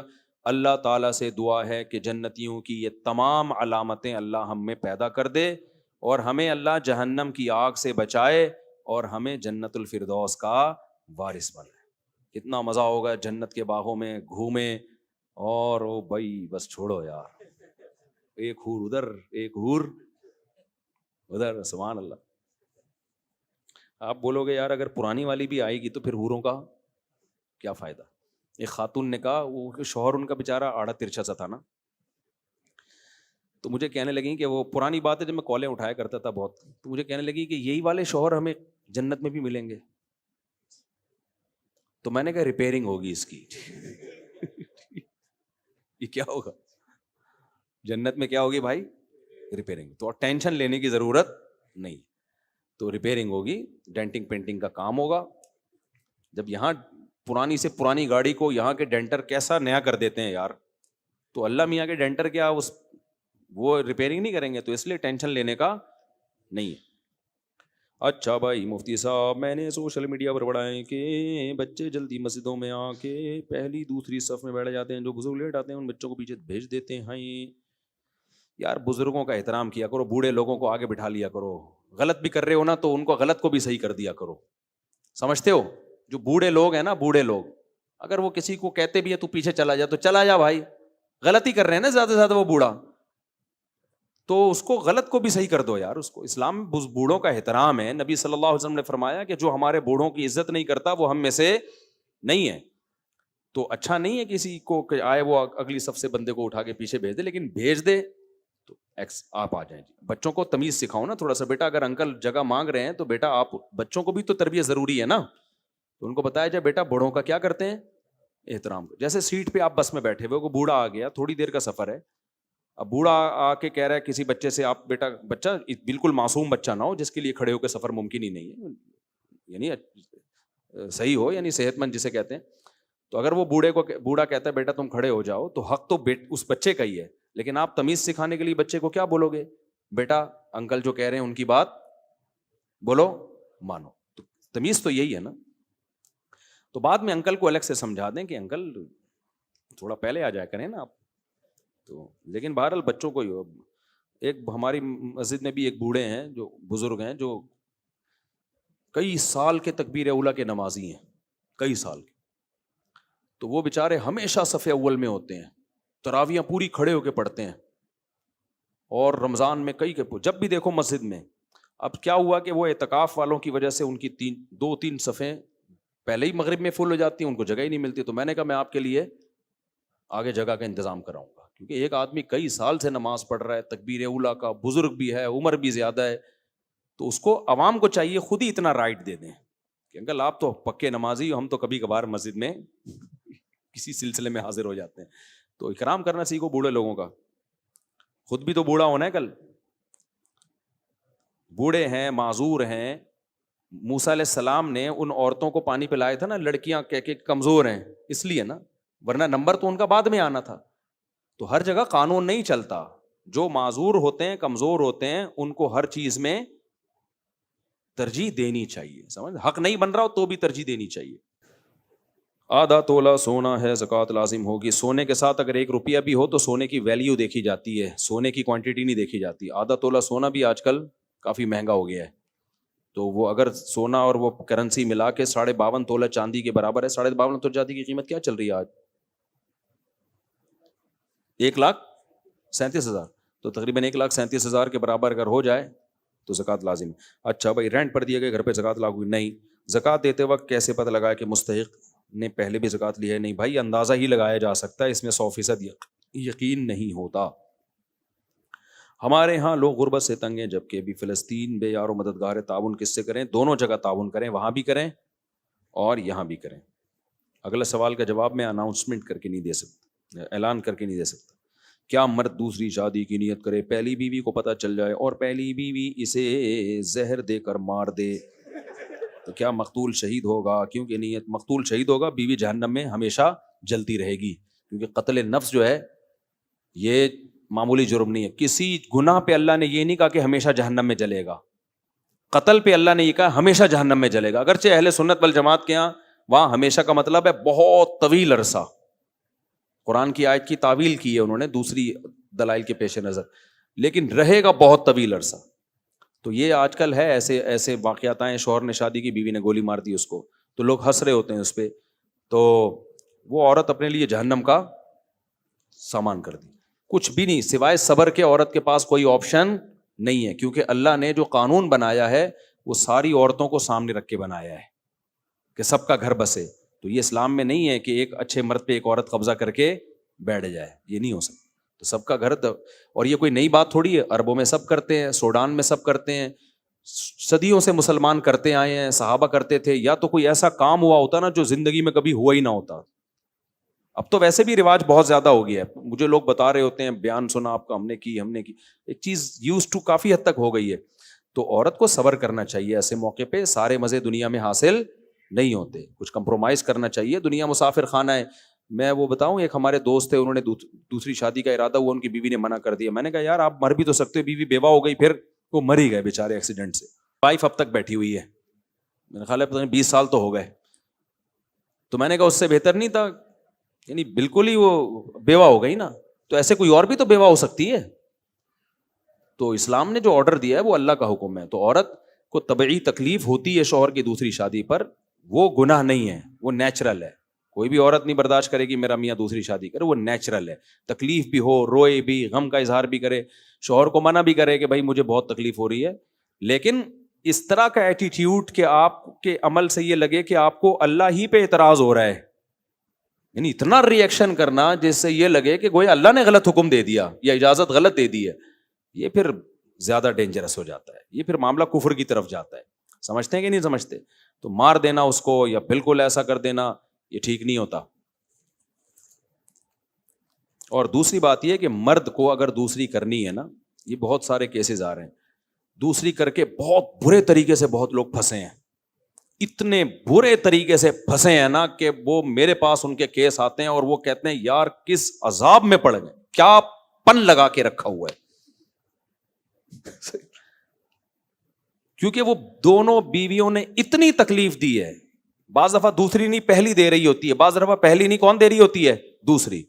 بعض دفعہ تو مرد ہی غلط ہوتا ہے, میں نے ایسے کیس بھی دیکھے, کمبخت دوسری کرنے کے بعد پہلی کو لٹکا دیتا ہے, یا دوسری کرنے کے بعد دوسری کو لٹکا دیتا ہے. مرد بھی غلط ہوتے ہیں, تو وہاں تو مرد کو سزا دی جائے گی. اور نبی نے وعید بھی سنائی ہے, جو دو کرے اور حقوق ادا نہ کرے تو قیامت میں فالج زدہ دھڑ کے ساتھ آئے گا, وہ بہت بڑا عذاب ہے اس کے لیے. بعض دفعہ مرد غلط ہوتا ہے, بعض دفعہ عورت غلط ہوتی ہے. وہ اتنا زیادہ مرد کو ٹینشن دیتی ہیں کہ وہ آدمی پاگل ہو جاتا ہے, باولا ہونے لگتا ہے. تو ایسے موقع پہ میں ان مردوں سے کہتا ہوں جو خراب نہیں ہے, یہ ذہن میں رکھیں, ایسا نہ ہو خراب مرد میری اس بات کو اپنے فیور میں لینا شروع کر دیں. مردوں میں بھی 2 نمبر ہی بہت ہے. تو ایسے موقع میں کہتا ہوں بھائی ایک لمٹ رکھو برداشت کی. ایسا نہیں ہوتا کہ قیامت تک اب آگ میں ہی جلتے رہو 2 بیویوں کی, وہ 2 اٹھا کے جو مرضی کرتے رہے, بس آپ نے برداشت ہی کرنا ہے برداشت گھر بسانے کے لیے ہر ایک کو, لیکن اس کی ایک کیا ہونی چاہیے, لمٹ. یہ حدود ہے. ان حدود میں کیا ہے, پہلی بات, پہلی کو بول دو بھائی کہ دوسری کی موجودگی میں آپ نے مجھ سے رابطہ, یعنی جب دوسری کی باری ہوگی آپ مجھ سے رابطہ, وہ پہلی والی وہ دوسری کے گھر پہنچ رہی ہوتی ہے, اس سے کہہ رہی ہوتی ہے یہاں کیوں بیٹھا ہوا ہے, وہ دوسری کہتی ہے یہ کیا مذاق ہے بھائی, وہ زرد حصہ ہوتی ہے. بعض دفعہ دوسری پہلے کے ساتھ یہ کر رہی ہوتی ہے. تو اب میں کیا ڈیٹیل بتاؤں گا, بات لمبی ہو جائے گی. برداشت کرو حد تک, لیکن ہر برداشت کی ایک لمٹ. بھائی اس سے آگے اگر نکلنے کی کوشش کی تو میں علیحدگی کی طرف جاؤں گا. پھر نہ بچوں کو کمزوری سمجھو نہ کسی اور کو, کیونکہ حد درجے کی برداشت کسی میں بھی دنیا میں نہیں ہوتی. کیونکہ آپ ڈپریشن سے مرو گے, کل یہ بچے ویسے ہی یتیم ہو جائیں گے. تو پھر کیا ہوتا ہے, جن کے بچے ہوتے ہیں آدمی کہتا ہے میں باؤنڈ ہوں بچوں کی وجہ سے. نہیں بھائی, بچوں کی بھی ایک حد تک مجبوری اپنے آپ کو سمجھو. ایسا نہیں ہوتا کہ بچوں کی مجبوری کا فائدہ اٹھا کے اگلا آپ کا گلا ہی دباتا رہے, نچوڑتا ہی رہے, اور آپ اسی چکر میں کہ یار بچوں کا کیا ہوگا. آپ بھی تو کسی کے بچے ہو نا, اپنے ابا کے بچے کا سوچو پہلے آپ, تو بچے پل جائیں گے, کوئی اتنا بڑا مسئلہ نہیں ہے. جب بہت زیادہ حالات میاں بیوی کے خراب ہوتے ہیں نا, تو پھر بچوں کے بگڑنے کا اندیشہ ساتھ رہنے میں زیادہ ہوتا ہے, علیحدگی میں اتنا نہیں بگڑتے. پھر وہ سمجھتے ہو, ہر وقت گھر میں مار کٹائی, گالم گلوچ, پلیٹیں اٹھا کے مار رہے ہیں, اور ہاں 2-4 دفعہ ہفتے میں 1 آدھ دفعہ بھی چل جائے گا, بہت زیادہ ہو رہا ہے نا, علیحدگی. پھر لوگ یہ سوچتے ہیں میرے بچوں کا کیا ہوگا. ابے ایسے رہنے میں کیا ہو رہا ہے بچوں کا, کل یہ بچے یا تو ماں کا گریبان پکڑیں گے یا تمہارا گریبان پکڑیں گے. بہتر نہیں علیحدگی اختیار کر کے مل جل کے بچوں کو پال لو. ایسے بہت سے لوگ ہیں, تو بلا وجہ علیحدگی کی طرف نہ بچ جاؤ, مگر ایک لمٹ ہے. اس سے آگے نکلنے کی کوشش تو بیگم پھر خاندان کی نہیں مانو, خاندان پھر آ جاتا ہے اگر چھوڑا نا ہم نہیں چھوڑیں گے, ایسی کی تیسی خاندان کی بھگت تم رہے ہو, اور انوالو کون ہو رہا ہے, اپنے فیصلے خاندان سے مشورے لو, فیصلہ وہی ہوگا جو آپ کی رائے ہے. یہ میں آپ کو تجربے کی باتیں بتا رہا ہوں, میرا جن جتنا تجربہ ہے, آپ کی تو سوچ جہاں ختم ہوتی ہے میرے تجربے وہاں سے شروع ہوتے ہیں. جن لوگوں نے بھی یہ کیا نا خاندان کے دباؤ میں آ کے کہ نہیں خاندان منع کر رہا ہے, بعد میں خاندان میں بھی ذلیل ہوئے وہ, اور ڈپریشن سے کوئی برین ہیمریج سے مرا ہے, یا بعد میں بھی طلاقیں ہوئی ہیں ان کے یہاں, یا چاقو مار دیا, پھر اس نے اس کو مار دیا, اس نے اس کو مار دیا. تو یاد رکھو طلاق شریعت میں ناپسندیدہ ہے, لیکن تمام فقہا کا اتفاق ہے کہ ایک کنڈیشن ایسی آتی ہے جس میں ڈیورس دینا واجب ہو جاتا ہے, پھر نہ دینا گناہ ہوگا, اور یہ وہی ہے جب حدود اللہ پہ قائم رہنا ممکن بولو نہ ہو. تو حد ایک چیز کی لمٹ, 2 بیویاں ہو, 4 ہو, 1 ہو, اس سے کوئی فرق نہیں پڑتا.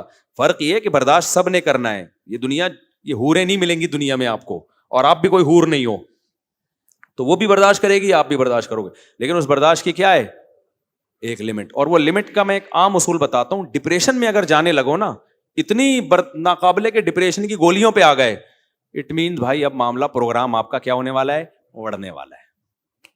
اتنا نہیں تو یہ پھر زیادہ, پھر علیحدگی کی طرف جاؤ. پھر اس میں ماں باپ آ جاتے ہیں, چھوڑ کے دیکھو ہم یہ کر دیں گے, لوگ ذلیل کرتے ہیں, کوئی بات نہیں, لوگوں نے ویسے بھی بعد میں بھی کتوں کی طرح ذلیل ہی کرنا ہے. تو لوگوں کے ڈر سے اگر کوئی ڈیورس نہیں دیتا تو وہ بھی بے وقوف ہے. ہاں خود نہ دو, آپ خود حتی الامکان کیا کرو, برداشت کرو.